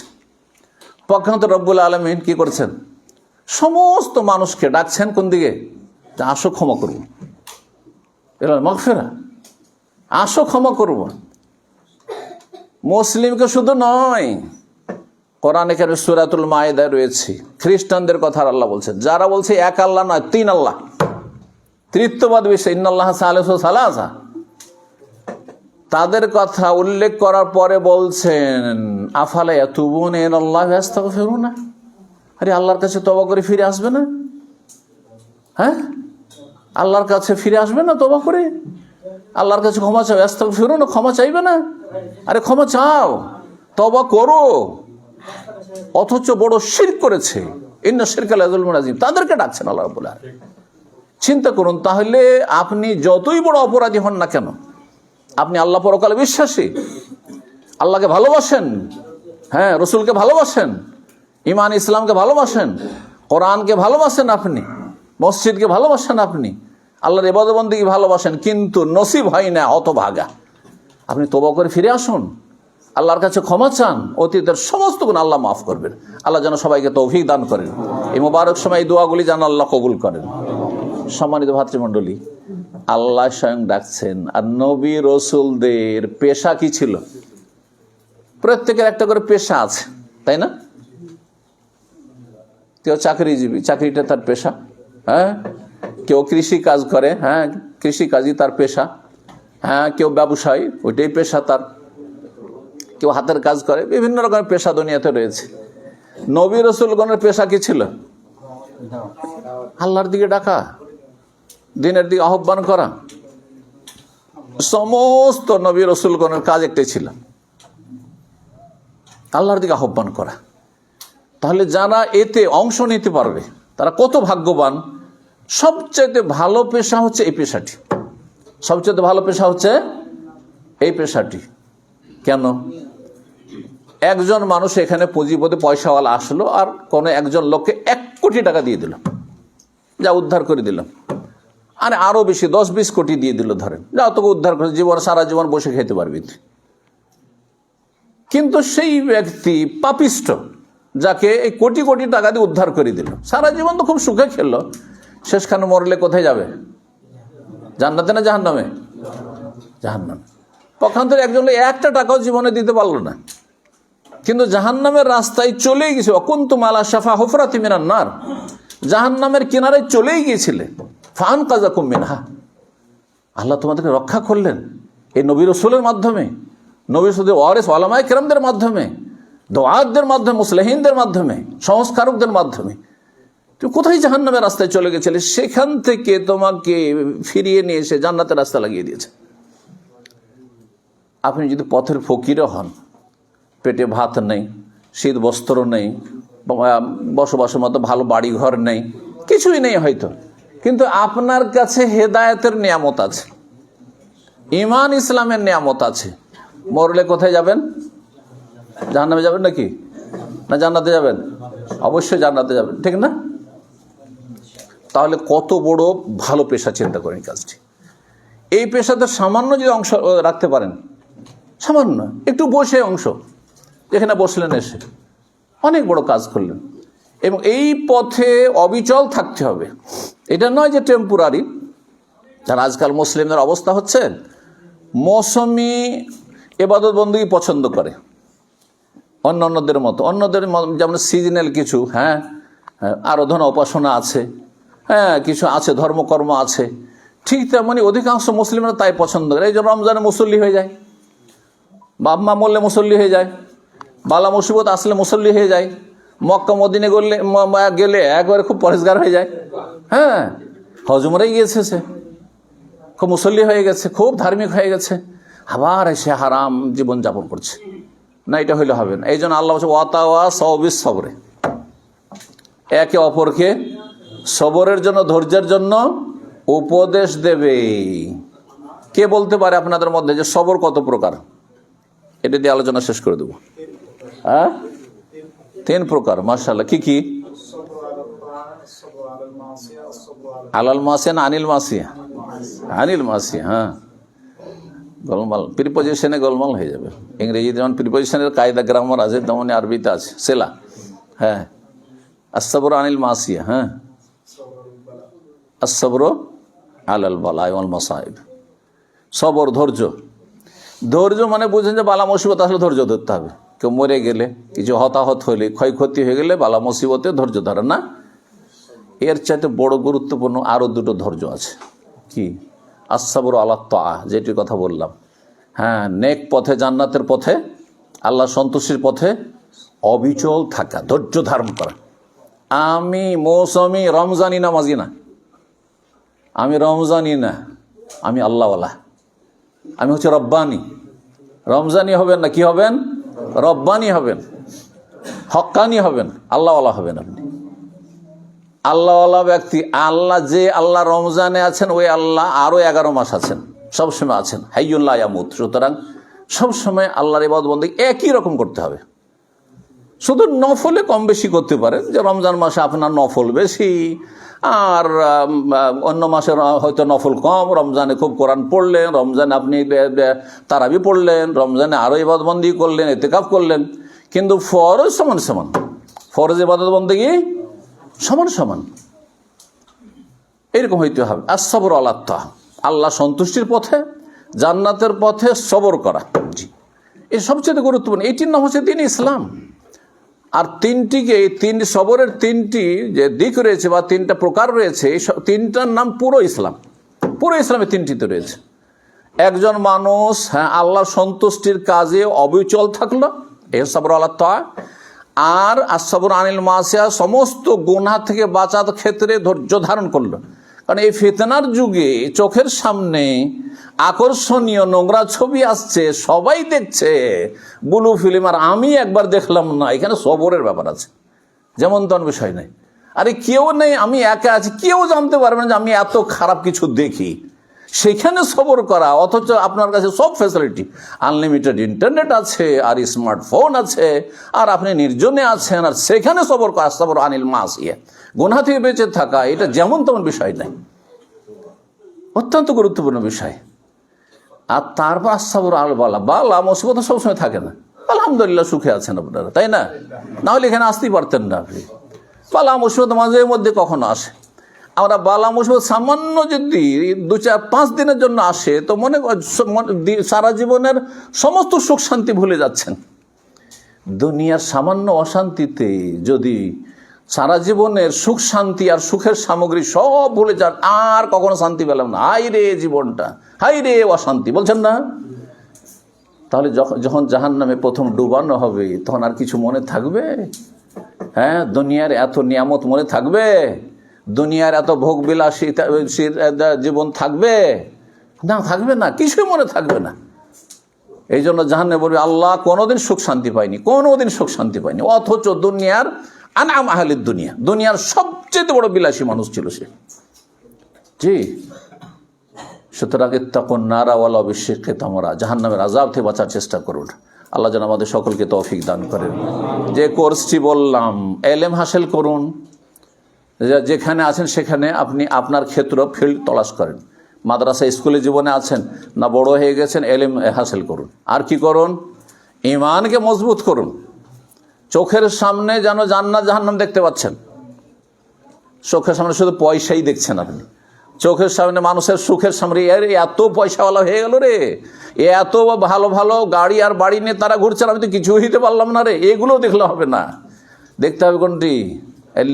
বিল গায়ব, চোখের আড়ালে শয়তান পর্দা ফেলে রেখেছে।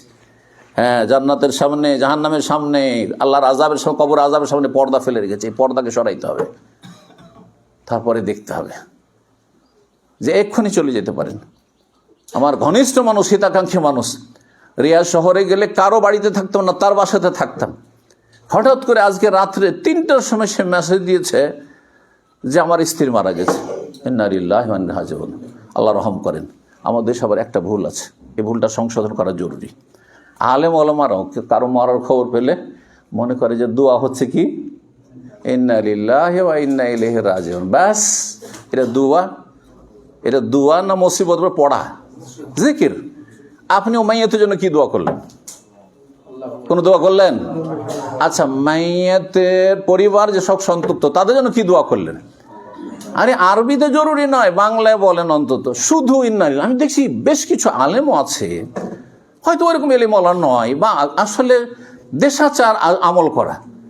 কারো খবর পেল একটা গ্রুপে, ইন্না লিল্লাহি ওয়া ইন্না ইলাইহি রাজিউন, আমরা সবার আল্লাহ আর আল্লাহর কাছে ফিরে যেতে হবে। ভালোই কথা, এটা ইমানের কথা, আকীদার কথা।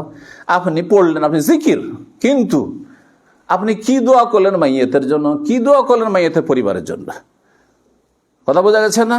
তাহলে ওখানে আপনার বলা উচিত ছিল, আল্লাহ মাইয়াতের ওপর রহম করুন, তাই না? আল্লাহ তাকে জান্নাতবাসী করুন, জাহান্নামের কবর আযাব থেকে আল্লাহ রক্ষা করুন, এবং শোক সন্তপ্ত পরিবারকে বা আপনাদেরকে উত্তম ধৈর্য ধারণের তৌফিক দান করুন। আরে এতটি কথা তো বলবেন আপনি, কিছুই বলছেন না আপনি। এই যে ত্রুটিগুলো রয়েছে, এগুলো সংশোধনের প্রয়োজন রয়েছে। শুধু ইন্না লিল্লাহ পড়া দোয়া নয়, কথা বুঝতে পারছেন না? ওর সাথে দোয়া করতে হয় মাইয়াতের জন্য, মাইয়াতের পরিবারের জন্য। তো আমি ব্যস্ততার কারণে মেসেজ দেখিনি। আজকে জুমা পড়তে গিয়ে ওখানে চিন্তা করলাম যে একটু গাড়িতে ফিরে আসে, তো দেখি তো মেসেজ সুবহানাল্লাহ, অথবা বের হওয়ার সময় সুবহানাল্লাহ, আশ্চর্য খবর। অথচ 2-3 দিন পর পরই একটা করে মেসেজ দেয়, মাঝে মধ্যে কোনো কথা জিজ্ঞাসা থাকে, কোনো পরামর্শ থাকে। তো শুনে অবাক হয়ে গেলাম। তো কখন আমাকে চলে যেতে হইতে পারে, কখন আপনাদের চলে যেতে হইতে পারে, কে যে কখন আমাদের মাঝে থেকে চলে যাবে, সবসময় প্রস্তুত থাকেন। আল্লাহ যেন প্রস্তুত থাকার তৌফিক দান করেন। ঈমান আমলকে আপডেট রাখেন, যে কোনো সময় ডাক চলে আসে যাতে জান্নাত পেতে পারি। মানুষের হক মেরে খাবেন না। টাকা পয়সা মেরে আপনি পরের কাঁধে পা দিয়ে বড়লোক হচ্ছেন ধার কর্জা নিয়ে, আর ওর টাকাকে ঝুলিয়ে রেখেছেন, আপনার সম্পদ হয়ে গেছে। এই বদচরিত্রগুলো বাদ দেন, কারণ এতে হঠাৎ করে যদি মারা যান আল্লাহ কখনো মাফ করবেন না। আপনার ছেলেমেয়েরা দেবে, আপনি নিশ্চিত? আর নিশ্চিত হইলে এভাবে চলে যাওয়া কি আপনার জন্য কত ঝুঁকিপূর্ণ, কত ঝুঁকিপূর্ণ। সুতরাং এমন অবস্থা থাকেন যে কারো একটা পয়সা রাখবো না, আপডেট হয়ে সবসময় থাকবো, যাতে করে যে কোনো সময় মত চলে আসলে আল্লাহর সামনে গেলে আল্লাহ যেন আমাকে মাফ করে দেন এবং আমি জান্নাত পেতে পারি। আল্লাহ আমাদের সকলকে তৌফিক দান করেন। জাযাকুমুল্লাহু খাইরান। সুবহান রাব্বিকা রাব্বিল ইজ্জাতি আম্মা ইয়াসিফুন ওয়া সালামুন আলাল মুরসালিন আলহামদুলিল্লাহি রাব্বিল আলামিন। যেসব ভাইরা এসেছেন দূর দূরান্ত থেকে, তাদের শুকরিয়া আদায় করি। জাযাকুমুল্লাহু খাইর, এবং দোয়া করি আল্লাহ আপনাদের কদমে কদমে যে নেকি দান করেন, এবং আল্লাহ রাব্বুল আলামিন মধ্যম পন্থা অবলম্বনে তৌফিক দান করেন। না বাড়াবাড়ি, না ছাড়াছাড়ি, না গলু ইফরাত তাফরিদ। আর আল্লাহ রাব্বুল আলামিন যেন আমাদের সকল ফিতনা ফাসাদ থেকে, অশান্তি থেকে আল্লাহ যেন বাঁচিয়ে রাখেন, জালেমের জুলুম থেকে আল্লাহ রক্ষা করেন। রব্বানা লা তাজআলনা ফিতনাতান লিল কওমিজ জালিমিন ওয়া নাজ্জিনা বিরহমাতিকা মিনাল কওমিল কাফিরিন। ওয়া জাযাকুমুল্লাহু খাইর। আল্লাহ আপনাদের ভালো করুন, এবং যারা কাছে এলাকার মানুষ আছেন তাদের শুকরিয়া আদায় করি এবং তাদের সার্বিক সহযোগিতা কামনা করি। আর ইনশাআল্লাহ তাআলা এখানে আমাদের ডক্টর আতিকুল্লাহ সাহেব আছেন, আর আমাদের এখানে স্থানীয় আমাদের ইয়াকুব আছেন, আর তারপরে আমাদের আরও আব্দুল সালাম আছেন, যেসব ভাইরা এক কথায় আছেন, নুরুল ইসলাম সাহেব আছেন, স্থানে যারা আছেন ইনশাআল্লাহ সার্বিক সহযোগিতা তাদের কাছ থেকে বিশেষভাবে তারা থাকবেন এবং তারা এইখানে চেষ্টা করবেন যে সাপ্তাহিক কিছু দিনই তালিম করা যায় কিনা, এমন লোকদের তালিমে যাদের তালিমের ব্যবস্থা মাদ্রাসায় নেই, এমন শিক্ষা যাদের শিক্ষার ব্যবস্থা মাদ্রাসায় নেই, যেমন যারা বড় হয়ে গেছে তাদের আরও হয়তো মাদ্রাসায় গিয়ে শেখার সময় নেই, তারা এখানে এসে কিছু শিখবে, যারা কোরআন পড়তে পারে না তারা কোরআনটা শিখে নেবে, যাদের দোয়া সূরা মুখস্থ নাই, জিকির আজকার মুখস্থ নাই, তারা এগুলো মুখস্থ করবে, এবং যাদের আকীদা আমলের জ্ঞান নাই, ফিকহি মাসলা মাসাইল জ্ঞান নাই, তারা এখানে জ্ঞান অর্জন করবে। আল্লাহ রাব্বুল আলামিন যেন এটিকে মোবারক করেন এবং আল্লাহ রাব্বুল যেন কবুলিয়াত দান করেন। জাযাকুল্লাহ খাইর। হ্যাঁ ইনশাআল্লাহ অবস্থা বলবে, অবস্থা, হ্যাঁ যারা এখানকার অবস্থা যারা আছেন তারা অবস্থা বুঝে ব্যবস্থা করবেন ইনশাআল্লাহ। জি, জেনারেল শিক্ষিতরা কি দাওয়াতের কাজ করতে পারে? একটা প্রশ্ন। জেনারেল শিক্ষিত লোকেরা কি দাওয়াতি কাজ করতে পারে? যদি জেনারেল শিক্ষিত দিনের জ্ঞান অর্জন করে এতটা পর্যায়ে চলে যান যে যেই কথাগুলি তিনি বলছেন সেই কথাগুলিতে তিনি একেবারে ভালো জ্ঞান অর্জন করেছেন, যে বিষয়ে বলছেন, তাহলে ততটা পর্যন্ত করতে পারে। কিন্তু ফতুয়া মাসলা মাসাইলের বিষয়ে তাদেরকে স্টেজে বসানো জায়েজ না, কারণ ফতুয়ার বিষয়টি অত্যন্ত জটিল। আমরাও ফতুয়ার ক্ষেত্রে আমাদেরকে অনেকে মনে করেন মুফতি, তাই না? মনে করেন না? কিন্তু আমরা হচ্ছে নাকিলুল ফতুয়া, খুব সহজ ভাষায় বলছি। এই কথাগুলি আমাদের দেশে পাবেন না, মনে করি যে সবাই মুফতি, যে ফতুয়া দিলে মুফতি হয়ে গেল। আমরা ফতুয়া বড়দের নকলকারী, শেখ ইবনে বাজ, শেখ বিন উসাইমিন, শেখ আলবানী, ইবনে তাইমিয়া, তারপরে আরো আইম্মায়ে কেরাম, হ্যাঁ, সবার কথাগুলির মধ্যে কোনটা কোরআন সুন্নাহর কাছাকাছি সেটা আপনাদের সামনে নকল করি। আমরা নাকেলে ফতুয়া, মুফতি না। কথা বুঝতে পেরেছেন? এখন আমি যদি নাকেলে ফতুয়া হই, তো এতদিন পড়াশোনা করে 30 বছর তো মদিনা পড়তে পড়তে 30 বছর কাছিয়ে দিয়েছি, তারপরে পড়াশোনা করতেই আছি। তাহলে আপনি একজন জেনারেল শিক্ষিত লোককে দাওয়ার স্টেজে নিয়ে বসে তারপরে তখন এরকম প্রশ্ন করা শুরু করলেন, আর হালাল হারাম জায়েজ না যায় সব রকম ফতুয়া দিচ্ছে, এগুলো জায়েজ নয়, এগুলো সীমা লঙ্ঘন করছেন। জি, বারাকাল্লাহু ফিকুম। জামাতপন্থী ও বেদাত আকীদা ইমামদের পিছনে নামাজ আদায় করা যাবে কি? দেখেন, আমরা মধ্যম পন্থা অবলম্বন করি। প্রথম কথা, এলাকা হচ্ছে আহলে হাদিস এলাকা। যদি আহলে হাদিস মসজিদ পান তাহলে বেদাতের পেছনে নামাজ পড়া অবশ্যই আপত্তিকর, মাকরুহ। কারণ বেদাত তো আছেই, যদিও ছোট বেদাত হোক না কেন। আর বেদাত যদি বড় বেদাত থাকে, শিরকের বেদাত, কুফরির বেদাত থাকে, তাহলে তাদের পিছনে সালাত জায়েজ নয়। কিন্তু সাধারণত যাদের কথা বললেন, এদের মধ্যে যে বেদাতগুলি রয়েছে বাহ্যিক, অত ভিতরে না ঢুকে, সেই বেদাতগুলি মোটামুটি ইসলামের গণ্ডিতেই রাখে, গুনাহ কিন্তু ইসলাম থেকে বের করে দেয় না। যার ফলে নাই মামাতে কানা ভালো। যদি দেখেন যে আহলে হাদিস মসজিদে নাই, তখন তাদের পিছনে নামাজ পড়বেন। কিন্তু আহলে হাদিস মসজিদ থাকে, তাদের পিছনে নামাজ পড়বেন না। জি, বারাকাল্লাহ। একটা প্রশ্ন, যে আল্লাহ যাকে চান হেদায়েত দান করেন আর যাকে চান পথভ্রষ্ট করেন। আমি যে পথভ্রষ্ট, এটা কি আল্লাহর জন্য? নাউযুবিল্লাহ। আপনি পথভ্রষ্ট সেজন্য আল্লাহ বলেছেন। তকদিরের প্রতি ইমানের একটা হচ্ছে ইলমুল্লাহ স্তর, 4টি স্তর। একটা হচ্ছে ইলমুল্লাহ আল ওয়াসি, তাই না? আল্লাহ সব জানছেন। কিতাবাতুল্লাহ, আল্লাহর চাওয়া। মাশিয়াতুল, আল্লাহর চাওয়া। আল্লাহর চাওয়া আপনার স্বাধীনতার পরিপন্থী নয়। হ্যাঁ, আপনার আল্লাহর জ্ঞান, আল্লাহর এলেম আপনার স্বাধীনতার পরিপন্থী না। আচ্ছা, এখন এখান থেকে উঠে কেউ বাড়ি চলে গেল আর কেউ মসজিদে গেল। তো যারা মসজিদে গেল না নামাজ পড়তে, বাড়িতে গিয়ে ঢুকে গেল, নামাজ পড়লো না, বেনামাজি, তাদেরকে কি আল্লাহ বেঁধে নিয়ে গেছে বাড়িতে, না স্বাধীনভাবে গিয়েছে? স্বাধীনতা ফিল করছেন না? যারা এখানে বসে আছে আর দোমানা স্ট্যান্ডে বসে আছে, স্বাধীনভাবে ওরা বসে আছে, স্বাধীনভাবে স্ট্যান্ড আপনারা বেঁধে নিয়ে এসছে কেউ। এই স্বাধীনতাকে ভালো কাজে লাগানোর জন্য আল্লাহ উত্তম প্রতিদান জান্নাত দেবেন, আর স্বাধীনতাকে খারাপ কাজে লাগানোর জন্য আল্লাহ জাহান্নাম দেবেন। এবার বুঝতে পেরেছেন? তো আল্লাহর তকদির মানে মানুষকে বাধ্য করা নয়, এটা জাবরিয়াদের আকীদা। হ্যাঁ, আর আল্লাহর তকদির নেই, আপনি কাদরিয়া তকদিরকে অস্বীকার করবেন না। ইসলাম মধ্যম পন্থা সব ক্ষেত্রে। আল্লাহর তকদিরের চূড়ান্ত ফয়সালা আছে, আর আপনার আমার স্বাধীনতা আছে, কর্ম স্বাধীনতা আছে। বুঝতে পারছেন, যেটা অনুভব করছেন। ব্যাংকের সুদ কি করতে হবে?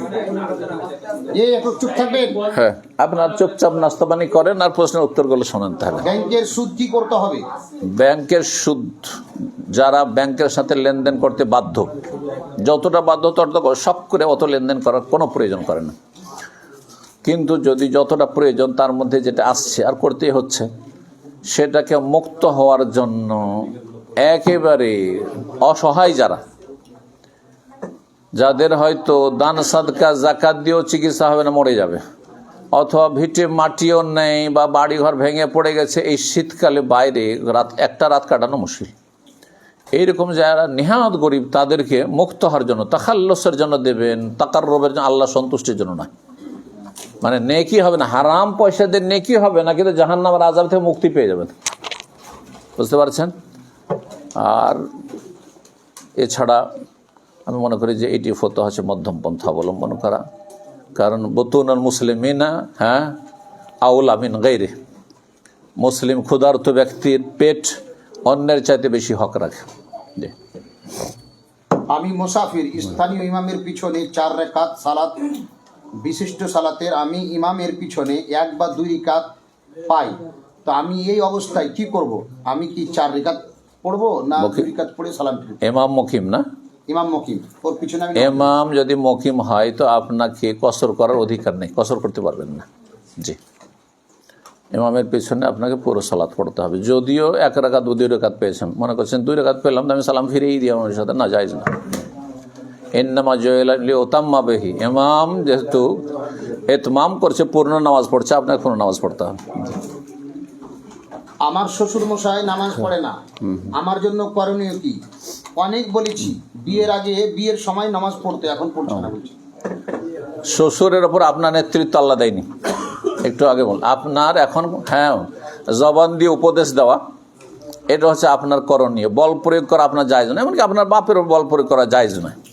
বাপ বেঁচে আছে, মায়ের উপর বল প্রয়োগ করবে, এটাও জায়েজ নয়। হ্যাঁ, নামাজ পড়তে হবে, না হলে বাড়িতে রাখবো না বলা যাবে আপনাকে, না, মোটেই জায়েজ নয়।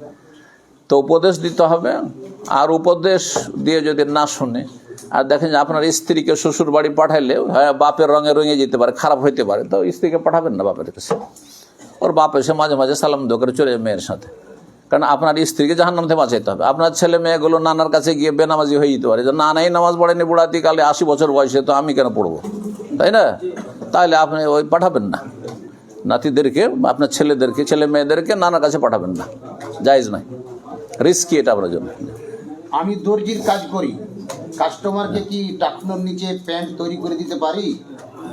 না, কাস্টমারকে টাকার নিচে প্যান্ট তৈরি করে দিতে পারবেন না, করবেন না, বলবেন। তবে যদি অমুসলিম হয় তো অসুবিধা নেই, অমুসলিমকে করে দিতে পারেন, সমস্যা নেই। কারণ অমুসলিম আগে ইমানের মুখাতাব, হ্যাঁ ইমানের খেতাব, তারপরে আমল। অমুসলিম কোথাও মদ খাচ্ছে, হ্যাঁ, অথবা শরীর গোস্ত খাচ্ছে, নিষেধ করতে পারবেন? এই শরীর গোস্ত খাওয়া যাবে না বলতে পারবেন? কিন্তু মুসলিমকে বলতে পারবেন। কথা বোঝা গেছে না? অমুসলিম নামাজের সময় মসজিদের বাইরে বাইরে বসে আছে, বলতে পারেন চল নামাজ পড় নাই, ঘরে ঢুক, বলা যাবে না? যাবে না। তো সেই আর কি। আমি একজন গাড়ির চালক, প্রতিদিন প্রায় 30-35 কিলোমিটার গাড়ি চালিয়ে দূরে যাই, তাহলে কি আমি মুসাফির, কসর করবো? 30-35 কিলোমিটার সফরের দূরত্ব নাই। সফরের দূরত্ব সম্পর্কে দুটো ফতোয়ার কোনোটা দিয়ে পড়ে না। একটা হচ্ছে যেটাকে সেখানকার প্রথাতে সফর বলা হয়, তো 30 কিলোমিটার সফর হয়ই না। এখান থেকে কিশনগঞ্জ গেলে তেমন সফর না, বা এখান থেকে কিশনগঞ্জ তো 40 হয়ে যাবে না, তা বেশি নাকি 40। তো এখান থেকে কানকি গেলে সফর, কেউ বলবে না যেটা সফর, কথা বোঝা গেছে। আর 48 মাইল যেটা 80 কিলোমিটার, 70-80 কিলোমিটার, সেটা তো পড়ে না, তো কোনোটাতে সফর নাই। তবে যদি এখান থেকে 80 কিলোমিটার মতো যাচ্ছে, ডেইলি যাচ্ছে, ডেইলি আসছে, ভাড়া মারে, করতে পারবে কি না, এই ক্ষেত্রে দুটো মত রয়েছে। একদল বলছে না, পারবে না, ওরা সতর্কতা অবলম্বন করেছে। আর একদল বলছে না, পারবে, যেহেতু সে সফরের দূরত্বে চলে যাচ্ছে, বা সফরের ইস্তেলা যেটি পরিভাষা তার আওতাভুক্ত, হ্যাঁ, তার এই জার্নি, সুতরাং সে কসর করতে পারবে, অসুবিধা নেই। শেখ, আমার প্রশ্ন, আমি বেনামাজির জানাজা পড়ি না, এটা কি মধ্যম পন্থা, না এটা কি ঠিক হচ্ছে কি হয় না? বেনামাজির জানাজা একেবারে টোটালি যারা 5 ওয়াক্ত নামাজ পড়ে না তারা জানাজা পড়বেন না, কিন্তু যে মাঝে মধ্যে পড়ে মাঝে মধ্যে পড়ে না, তো তারা বড় কুফরিতে আছে না ছোট কুফরিতে আছে, মাসলা ইখতিলাফি অধিকাংশই বলছেন যে সে ছোট কুফরিতে, বড় কুফরিতে নয়। 3 ওয়াক্ত পড়ে, 4 ওয়াক্ত পড়ে, 2 ওয়াক্ত পড়ে না, মাঝে মাঝে পড়ে মাঝে মাঝে পড়ে না, এরকম যদি হয় তাহলে কুফরির কাছাকাছি বড় কুফরি, কিন্তু ছোট কুফরিতে আছে, তাদের জানাজা পড়বেন। পাড়া প্রতিবেশী বিশেষ করে, কারণ প্রতিবেশীদের অতিরিক্ত হক রয়েছে, আশেপাশের লোক নামাজ পড়বে। আচ্ছা, যারা জানাজা পড়ছেনও না, একেবারে বেনামাজ, ধরেন জুমা পড়ে শুধু, 1 ওয়াক্ত নামাজ পড়ে না, তো জরুরি নয় যে আপনাকে বুক ফুলিয়ে বলে বেড়াইতে হবে দোমানা স্ট্যান্ডে আমি বেনামাজে জানাজা পড়ি না, আমি পড়বো না, এটা ফিতনা ফাসাদ হবে, বুঝছেন না? হিকমা অবলম্বন করতে হবে। আপনি পড়বেন না, চুপচাপ আপনি বাড়িতে বসে থাকেন, রাস্তায় অত ঘোরা, জানাজা সবাই পড়তে যাচ্ছে আর আপনি ঘুরে বেড়াচ্ছেন, চলেন জানাজা হচ্ছে, এই বেনামাজি জানাজা পড়বো, এটা ফিতনা ফাসাদ সৃষ্টি করবেন না, এটা কখনো করবেন। আপনি ঘরে লুকিয়ে থাকেন, আর নাহলে বাইরে কোথাও চলে যান নিজের কাজে। জি, আমি জীবনে একবার 1 ওয়াক্ত নামাজ পড়তাম না, ওর নামাজ আমি আমার ছাত্র জীবন কি মদিনার জীবন ছিল আল্লাহ আলম, কি আল কাসিমের জীবন ছিল, তো নতুন নতুন হামাদানি হয়েছিলাম আমার গ্রামে, অথচ নিজের বংশেরই 1 ওয়াক্ত নামাজ পড়তাম না, শুধু জুমা পড়তাম। চিন্তা করলাম যে নামাজ পড়বো না। সেই দিন আমাকে সকাল 7টায় গেলেই চলতো আমার মাদ্রাসা, আমি ভোর 4টায় বেরিয়ে চলে গেলাম, ভোর 4টায় গ্রাম থেকে বেরিয়ে চলে, তারপরেও সমালোচনা হয়েছে, সমালোচনা করেছে, এই যে চলে গেছে জানাজা পড়েনি, তো কথা হচ্ছে। অথচ আমি কাউকে প্রকাশ, আমার ফ্যামিলি ছাড়া আমার বাবাও মনে হয় জানতো না, চুপচাপ বেরিয়ে চলে গেছি। বাবা জানতো যে যাচ্ছে, কিন্তু আমি 4টায় কেন যাচ্ছি, 7টায় 6টায় গেলে চলতো, কেউ জানে এত ডিটেলস, শুধু আমার ফ্যামিলি ছাড়া, বুঝছেন না? তো এটা হচ্ছে হিকমা অবলম্বন করা, এমন কিছু করবেন না যেটাতে অশান্তি হয়। জুমার দিনে সফর অবস্থায় আসরকে জামা বাইনা সালাদান করা যাবে না, জুমার সঙ্গে আসরকে? শেখ ইবনে বাজ রাহিমাহুল্লাহ বলছেন করা যায় না, বেশ কিছু বড় বড় ওলামা কেরাম বলছেন করা যায় না, কিন্তু কিছু কিছু ওলামা এখনও সৌদি আরবে সালাফি ওলামাদের মধ্যে ইখতিলাফ রয়েছে, ওনারা বলছেন যে কেন করা যাবে না। যারা বলছে করা যাবে না তারা বলছেন নবী এমনটা করেননি, তো নবী সাল্লাল্লাহু আলাইহি ওয়াসাল্লাম ওই রকম সিচুয়েশন হয়তো হয়নি যে জমা করা প্রয়োজন হবে জুমার সাথে জোহর, এরকম হয়নি। নবী সাল্লাল্লাহু হয়েছে অথবা নিষেধ করেছেন না জুমার সাথে জমা করতে পারবে না, এমন নাই কিন্তু, যার ফলে ইখতিলাফ হওয়া স্বাভাবিক আহলে হাদিস বা সালাফি ওলামাদের মধ্যে। আর একদল বলছেন যে পরিস্থিতি যদি বাধ্য করে আপনাকে যে না এখন যদি জুমার সাথে জমা না করি তো আর আমার গাড়ি থামবে না, তো আমি গাড়িতে নামাজ পড়তে হবে, সেখানে রুকু সিজদাও করতে পারবো না, ওর চাইতে বলে আমি জমা করে নিলাম, করা যেতে পারে এরকম, বিশেষ করে এইখানে করা যেতে পারে। সৌদি আরবে হয় কি প্রত্যেক ওয়াক্তে থামছে, আমরা মক্কাতে জমা করলাম না হয়তো, কিন্তু তাইফে এসে থেমে গেল আসরে, হ্যাঁ, তো সম্ভব। কিন্তু এইখানে তো আপনার নামাজের রুকন মেলা বাদ দিতে হবে আপনাকে, বাসে বসে বসে নামাজ পড়তে হবে, অনেক জায়গাতে নামাজ পড়ার পরিবেশই নাই, তাই জমা করে নেবেন সেই ক্ষেত্রে। জি, আল্লাহু আ'লাম। কিস্তিতে মোবাইল নেওয়া যাবে কি বা বিক্রি করা যাবে কি? কিস্তিতে যদি গাড়ি জায়েজ হয় তো মোবাইলও জায়েজ হতে পারে, ফ্রিজও জায়েজ হতে পারে, ওয়াশিং মেশিনও জায়েজ হতে পারে। মাসলা ইখতিলাফি, একদল সতর্কতা অবলম্বন করছেন, বলছেন জায়েজ নয়, আর এক দল বলছেন যে রেট যেহেতু ক্লিয়ার, মাসলা ওয়াজে, যে আপনি নগদে কিনলে এত আর কিস্তিতে কিনলে হচ্ছে এত, সুতরাং এখানে বাইআতানি ফি বাইআতিন হয় না, এক ব্যবসাতে 2 ব্যবসার অন্তর্ভুক্ত পড়ে না, হ্যাঁ এটা নয়, সুতরাং জায়েজ, ব্যবসা একটাই, আমি ধারে এত নেব, হ্যাঁ, তো জায়েজ আছে, আল্লাহু আ'লাম। আর আমরা এই ফতোয়ার উপরে আছি, সৌদি আরবে অধিকাংশ আমরা এই ফতোয়ার উপরে আছে যে কিস্তিতে জায়েজ আছে, কিন্তু আপনাকে সুদ দিতে হচ্ছে না আপনি সরাসরি কিনছেন, এগুলো দেখার বিষয়। ব্যাংক কিনে দিচ্ছে আর আপনার কাছে সুদ নিচ্ছে, যদি এমনটা হয় তাহলে সুদ এটি, কেন ভারতে এসে এখানকার ফতোয়া সৌদি আরব ফতোয়ার সঙ্গে সৌদি আরব ইসলামী ব্যাংক ধরেন ইসলামী সিস্টেম আছে, তো ওখানে ভিন্ন বিষয়টি, সরাসরি আপনি যার যে কোম্পানির কাছে কিনছেন তার সাথে ডিলিং হচ্ছে, কিন্তু এখানে তো যদি লেখে যে না ইন্টারেস্ট সুদ, তাহলে তো মুশকিল। এই জন্য যদি সতর্কতা অবলম্বন করেন ভালো কথা, আল্লাহু আ'লাম। মেলাযুক্ত জালসায় দান করা যাবে কি? মেলাযুক্ত জলসা, মেলা হচ্ছে, দেখেন দান করতে বাধাও এভাবে দেব না, কিন্তু মেলাগুলি বন্ধ করতে বলবো। আপনাদের কাছে যখন দান চাইতে আসবে বলেন যে মেলাগুলো বন্ধ করো, ঠিক আছে দান করছি, শর্ত সাপেক্ষে দান করা যায়, তাই না? আমার আত্মীয় স্বজনকে আমি দান সাদকা করলে দেখি যে বেনামাজি আগে শর্ত লাগাই, নামাজ পড়ো তখন দেবো, অসুবিধা কি, এত লজ্জা কিসের, আমি টাকা দেবো, আমি বলে নামাজ পড়তে হবে, বুঝছেন না? হক কথা বলতে কোনো অসুবিধা নেই। তো ওই রকমই বলে ঠিক আছে জালসার চাঁদা দেবো আপনাদেরকে, কিন্তু কথা হচ্ছে যে মেলা বন্ধ করতে হবে, মেলা বন্ধ করেন, ওকে ঠিক আছে দেবো, এভাবে করেন। জি শেখ, প্রশ্ন হচ্ছে যে স্বামী মারা যাওয়ার পর স্ত্রী কি ইদ্দাতের পরে কবর জিয়ারত করতে পারে, মানে স্বামীর বা মহিলারা কি কবর জিয়ারত করতে পারে? সালাফি বিজ্ঞ আলমাদের কাছে কবর জিয়ারত কম বেশি কিছুই মহিলারা করতে পারবে না। হ্যাঁ, মা আয়েশা রাদিয়াল্লাহু তাআলা আনহাকে যে দোয়া শিখিয়েছিলেন, যদি সেই কবর আশপাশ দিয়ে রাস্তাটাকে আর অতিক্রম করে তাহলে সেই ক্ষেত্রে দোয়া প্রযোজ্য, কিন্তু উদ্দেশ্য করে যে যাই আমার মায়ের কবর কাছে বাপের কবর কাছে গিয়ে একটু দাঁড়ায় দেখে আসি, এটা জায়েজ নয়। লানাল্লাহু যাওয়ারাতিল কুবুর আছে আর জায়রাতিল কুবুর আছে, সেই জন্য জায়েজ নয়। যদিও আলবানী রাহমাহুল্লাহ বলছেন যে মাঝে মধ্যে কখনো হলে জায়েজ, শর্ত সাপেক্ষ, সেখানে গিয়ে কান্না না করে, সেখানে ভেঙে না পড়ে, অথবা শিরক বিদআত না করে ইত্যাদি, এসব রোদন না করে, তো জায়েজ। আর মাঝে মধ্যে অন্য বেগানার কবরে যায় আসে না, ওটা ওই মা আয়েশা রাদিয়াল্লাহু তাআলা আনহা যে উমরের কবরের পরে ঢুকতেন না, এটা কোনো ফরজ কাজ নয় যে কবরে আজনবীর কবর থাকলে ওখানে যাওয়া যাবে না, এটা ফরজ কাজ না। এটা হচ্ছে অধিক তাকওয়ার পরিচয়। হ্যাঁ, অধিক তাকওয়ার পরিচয়। একটা হচ্ছে হালাল হারামের বর্ডার, আর একটা হচ্ছে জোহদ, আর একটা হচ্ছে ওয়ারা। হ্যাঁ, ওয়ারা হচ্ছে জোহদের উপরে। তো এটা হচ্ছে অধিক এহতিয়াত। কিন্তু এই নয় যে কোনো গায়ের মাহারামের কবর আছে সেজন্য ওখানে যাওয়া যায়। তো গায়ের মাহারামের কবর রাস্তার পাশে, আর ওখানে ওর বাপের কবর, মামার স্বামীর কবর আছে, সালাম দিয়ে যেতে পারবে, বা মুসলিম কবরস্থান সালাম দিতে পারবে না, অসুবিধা নেই, সালাম দিবে, চলে যাবে। বিড়ি সিগারেট ব্যবসায়ী বা বেনামাজির দাওয়াত গ্রহণ করা যাবে কি? বেনামাজির দাওয়াত, ওর দাওয়াতের সম্পর্ক ওর রোজগারের সাথে, ইনকাম সে, বেনামাজি হোক আর অমুসলিম হোক। অমুসলিম যদি আপনাকে হালাল খাওয়ায়, হ্যাঁ, অথবা বেনামাজি আপনাকে যেটা খাওয়াচ্ছে হালাল খাওয়াচ্ছে, তাহলে খেতে অসুবিধা নেই। যদি দেখা যায় যে খেলে ফায়দা আছে, ইসলামের ফায়দা, আমার ফায়দা না, ইসলামের স্বার্থে ওকে হয়তো একটু হেদায়েতের বাণী শোনাইতে পারবো, তাহলে ঠিক আছে। কিন্তু যদি দেখা যায় যে না, ওর সাথে দাওয়াত খাওয়ানো ওর রঙে রঙে যেতে হবে, ওর মতো আমিও খারাপ হয়ে যাব, তাহলে খাবেন না। বুঝলেন? আপনি একজন চিকিৎসকের মতো কাজ করবেন। দাওয়াত না খেলে অসুবিধা হইতে পারে, হ্যাঁ, কলহ বিবাদ হইতে পারে, অশান্তি সৃষ্টি হতে পারে সমাজে, পরিবারে, তাহলে দাওয়াত খাবেন এক মা, নাহলে খাবেন না। হারাম যাদের ইনকাম, যেমন বিড়ির কথা, বিড়ির ইনকাম বললেন, প্রশ্ন হচ্ছে যে যার বিড়ির ব্যবসা আছে, শুধু বিড়ির ব্যবসা আছে না অন্য ইনকাম সোর্স আছে, যদি দেখা যায় 100% তার হারাম ব্যবসা, তাহলে বলবো যে ওই হারাম থেকেই খাওয়াচ্ছে, আর তোরও ইনকাম সোর্স নাই, তাহলে খাবেন না, জায়েজ নয়। আমি নিজের জন্য জায়েজ মনে করি না, কিন্তু সাধারণত হয় গিয়ে যার বিড়ির ব্যবসা আছে, ওর জমি জায়গা আছে, আরও ইনকাম সোর্স আছে, ঠিক আছে। আচ্ছা, ইহুদিরা হারাম করছিল না হালাল করছিল? কোরআনে আল্লাহ বলছেন ওয়াকলেহিমের রিবা ওয়াকাদ নুহু আনহু, ইহুদিদের সম্পর্কে ওরা সুদ করছিল, আল্লাহ বলছেন, বুঝছেন না?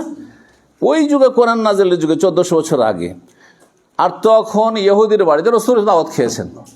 দাওয়াত খাওয়ার আগে কি জিজ্ঞাসা করেছেন, আচ্ছা এই যে দাওয়াতে যে বকরি রান্না এসো, এটা হালাল ইনকাম দিয়ে না সুদের টাকা দিয়ে? জিজ্ঞাসা করেছেন নাকি? চরমপন্থা, এটা নবী সাল্লাল্লাহু আলাইহি ওয়াসাল্লাম শিখাননি এটা।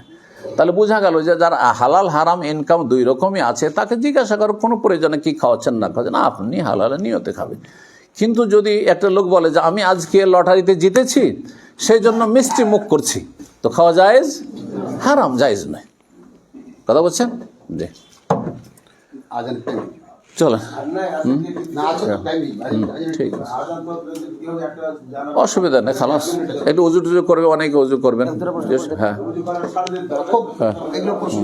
আচ্ছা থাক। মজলিসের কাফারা দোয়া পড়ে না, সুবহানাকা সুবহানাকা আল্লাহুম্মা রাব্বানা ওয়া বিহামদিকা আল্লাহুম্মা গফিরলি। হ্যাঁ, এই ভাই অনেক দূর থেকে এসেছেন, কলকাতা? কোথা থেকে এসছো তুমি? মাশাআল্লাহ। হ্যাঁ, আজকে যেহেতু দাওয়াত ও তাবলীগ নিয়ে আলোচনা হলো, অমুসলিমদের দাওয়াত দেওয়া নিয়ে একটু যদি কিছু বলতেন, কারণ শুধুমাত্র মুসলিমদের দাওয়া নিয়ে হচ্ছে দাওয়া, তাবলীগ ইসলাম নিয়ে হচ্ছে, অমুসলিমদের দাওয়া নিয়ে সেরকম কাজ হচ্ছে না। অমুসলিমদের দাওয়াতের পরিস্থিতি দেখে করতে হবে, তাকে কিভাবে দাওয়াত দেওয়া। মানে তো এই নয় যে তুমি ইসলাম কবুল করো, এটা দাওয়াত না। দাওয়াতের হেকমত আছে। এখন আপনার দেশের অবস্থা দেখে, এলাকার অবস্থা দেখে আপনি কিভাবে দাওয়াত দিতে পারেন। একটা লোককে, মুসলিমকে যদি একটা বই ধরিয়ে দেন সাথে, শুধু বই ধরেন, পড়বেন না, কিন্তু তাকে যদি একটা গিফট দেন, বা একবার সাথে নিয়ে গিয়ে কোথাও খাওয়া দাওয়া করলেন, একটা পার্টি করলেন, আর সেখানে কিছু দিয়ে দিন, হয়তো নিয়ে নেবেন একটা গিফটের সাথে। তো হেকমার সাথে সীমিত আকারে যতটা আপনার এলাও, যতটা করলে আপনার জন্য ঝুঁকি নেই, ততটা করবেন। জেনারেল শিক্ষিত যারা মানে গায়ের আলেম, তারা সন্তানকে দিনের পথে যদি রাখতে চায় তো সাধারণভাবে কি নসিহা করবে? দিনের পথে রাখতে চাইলে যেমনটা বললাম যে নামাজ 7 বছর থেকে তরবিয়ত, কারণ নামাজ দিয়ে শুরু হবে তরবিয়ত, একজন জন্মসূত্রে মুসলিম। আচ্ছা, নামাজ যখন শুরু করছে 7 বছরে, তার মানে নামাজের শিক্ষাটা 7 বছর আগে দিতে হবে। নামাজের দোয়া, সূরা, আত্তাহিয়াত, তাশাহুদ ইত্যাদি, দুরুদ, এগুলো সব শিখাইতে হবে। তাহলে তালিমটা 7 বছর আগে দিয়ে দিতে হবে, প্রাথমিক নামাজ শিক্ষার তালিম। ঠিক আছে, আর সাথে করে নিয়ে নামাজ পড়তে হবে। 10 বছরে যেটা করতে বলা হয়েছে করবে, এইভাবে তরবিয়ত করবে। স্কুল কলেজে পড়াচ্ছেন, তার সাথে দিনী জ্ঞান অবশ্যই দিতে হবে। শুধু স্কুল কলেজে যদি পড়ান তো ছেলে বেনামাজি হয়ে যাবে, সাবালক হবে। একটা সমস্যা যে আপনার যা আমি বেশি বলতে চাইছি, আপনি জানেন যে ভারতবর্ষের প্রেক্ষাপটে পরিবেশটা কেমন। যখন হায়ার এডুকেশনে যাচ্ছে তখন যে পরিবেশটা পাচ্ছে, এই ক্ষেত্রে বিশেষ সতর্কতা কি করতে হবে? সতর্কতা হচ্ছে যে আপনি যতগুলি ছুটি ছাটি পাবেন আপনি বাচ্চার ছেলের, তখন ইসলামিক কিছু বই পুস্তক দিয়ে হোক আর ইসলামিক লেকচার দিয়ে হোক তাকে ইসলামের সাথে জড়িয়ে রাখার চেষ্টা করবেন এই ফিতনার যুগে। বুঝতে পারছেন?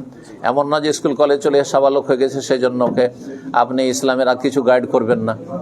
আর ছেলেটাকে সবসময় অবজার্ভ করবেন যে ছেলে কি আসলে আমি যে এখন মাধ্যমিকে চলে গেছে অথবা হোস্টেলে থাকছে, সে নামাজ পড়ছে কিনা।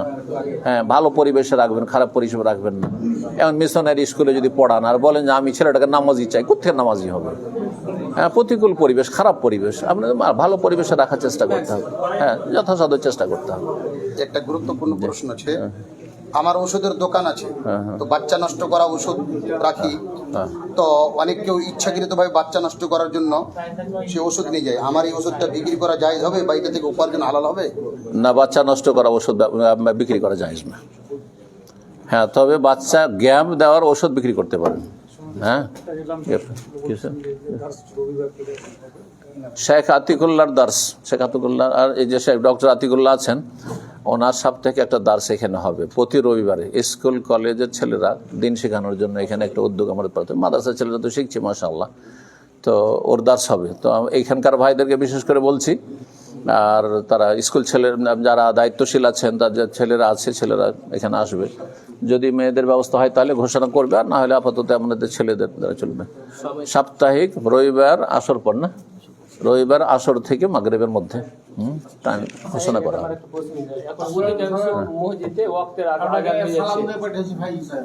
আচ্ছা আচ্ছা, ওয়ালাইকুম আসসালাম ওয়া রাহমাতুল্লাহ। বিশেষ করে আসরের, হ্যাঁ হ্যাঁ, আসর আজান ওয়াক্তের আগে কয়টার সময় আজান দিচ্ছে? হ্যাঁ, 2:40 দিচ্ছে, কিন্তু এখন 2:51-52 ওয়াক্ত শুরু হয়েছে। 2:40 দিচ্ছে, কিন্তু আগে থেকে দিচ্ছে, না টাইম শুরু হওয়ার পরে আজান দিবে। আজান যখন নামাজের জন্য আগে থেকে কেন দিবে? ওই জামাতে অংশ না, নামাজের সময়টা তো ঠিক আছে, কিন্তু আজান দেওয়াটা ঠিক হয় না সময়ের কাবলাল ওয়াক্ত। বর্তমান সিনারি যেটা চলছে আমাদের, ছাত্রছাত্রীরা পড়াশোনা করে, বাচ্চা শিক্ষকেরা পড়াশোনা করতেছে, বা হতে পারে শ্রমিকরা পড়াশোনা করে। একটা মব লিঞ্চিং নামে একটা জিনিস বের হয়েছে, অনেক কাফেররা এসে বা গণপিটুনি, মেরে দেয়। তো ওই সময় আমাদের রিয়াকশনটা কি হওয়া উচিত? একটা মুসলিম যদি আমরা ছাত্র যাচ্ছি, কি করা উচিত আমাদের? আল্লাহ হেফাজত করুক। তা আমাদের কি করা উচিত? সময় আমরা রিয়াকশন দিব না বসে থাকবো? বাঁচার চেষ্টা করবেন এরকম পরিবেশ থেকে, এইরকম পরিবেশে যাওয়া। থাকি বা অনেকজন থাকি, তো আমরা ওদের খেলাফি করতে পারি কিছু না, প্রতিরোধ তো জায়েজ আছে, আইনের আশ্রয় নেবেন। যদি তাদের প্রতিরোধ করবে, যেই ব্যক্তির উপরে জীবনের উপরে আক্রমণ হয় সে প্রতিরোধ করতে পারে, প্রতিহত করবে। অনেক সময় নেওয়া যায় না, হতে পারে পুলিশদের সঙ্গে। আল্লাহ হেফাজত, আল্লাহ হেফাজত করবে। হ্যাঁ, এগুলো অবস্থা, হ্যাঁ হ্যাঁ, এগুলোর উত্তর দেওয়া বড় মুশকিল। হ্যাঁ, আল্লাহ হেফাজত করবে। সরকার যেটা করছে এখন এই অবস্থায় আমাদের কি আন্দোলন করা শরীয়ত সম্মত হবে? বৈধ পথে যেটাতে শান্তি বিঘ্নিত না হয়, হ্যাঁ, অশান্তি সৃষ্টি করা জায়েজ না, যাতে হিতে বিপরীত না হয়। হ্যাঁ, এমন কিছু করতে হবে যারা দায়িত্বশীল আছে তাদের পরামর্শ নিয়ে। আবেগী হলে হবে না, আবেগী হইতে হিতে আরো বিপরীত হবে। হ্যাঁ, তো এটা সুযোগ দিতে হবে না। একটা মুসিবত মনে করেন, কোনোদিন নাজেলা পড়া যায় না, কোনোদিন নাজেলা পড়া যেতে পারে, যদি বালা মুসিবত হয় এরকম তো পড়া যেতে পারে। আপনার কাছ থেকে শুনলে অনেকের উপকার হবে। আমাদের যেহেতু আমি মুর্শিদাবাদ থেকে এসেছি, মানে ওখানে যে মাদ্রাসাগুলো আছে বেশিরভাগই যারা বিড়ির কোম্পানি, মানে হারাম ইনকাম আছে, তাদেরকে দাওয়াত দিয়ে স্টেজে বসাচ্ছে, কোনোদিন নামাজ টামাজ করছে না, কিন্তু কখনো জ্ঞানী ব্যক্তিদের দাওয়াত দেওয়া হচ্ছে না। এই বিষয়ে দু একটা কথা বললে খুব উপকার হতো। কি বলে কি করে, মাদ্রাসা চলছে ওগুলো দিয়ে কি করবো ওরা বলবে। এটা আল্লাহ হেদায়েত করুক সবাইকে। হ্যাঁ, যারা হারাম হারাম এই উপার্জন করছে তাদেরকে আল্লাহ হেদায়েত করুক, আর যারা মাদ্রাসা চালাতে পারছে না তারা আল্লাহর কাছে যতটা পারে জবাব দিবে। আমি পলাশি থেকে এসেছি, পলাশি, মাশাআল্লাহ, পলাশি বারাকাল্লাহু ফিক। জায়গা থেকে। ঠিক আছে, মাগরিব পড়ো, মাগরিব পড়ে তারপরে সালাম দোয়া করে চলে যাবে ইনশাআল্লাহ। রাত হয়ে যাচ্ছে, এগুলো ফিরে নেওয়া যাক।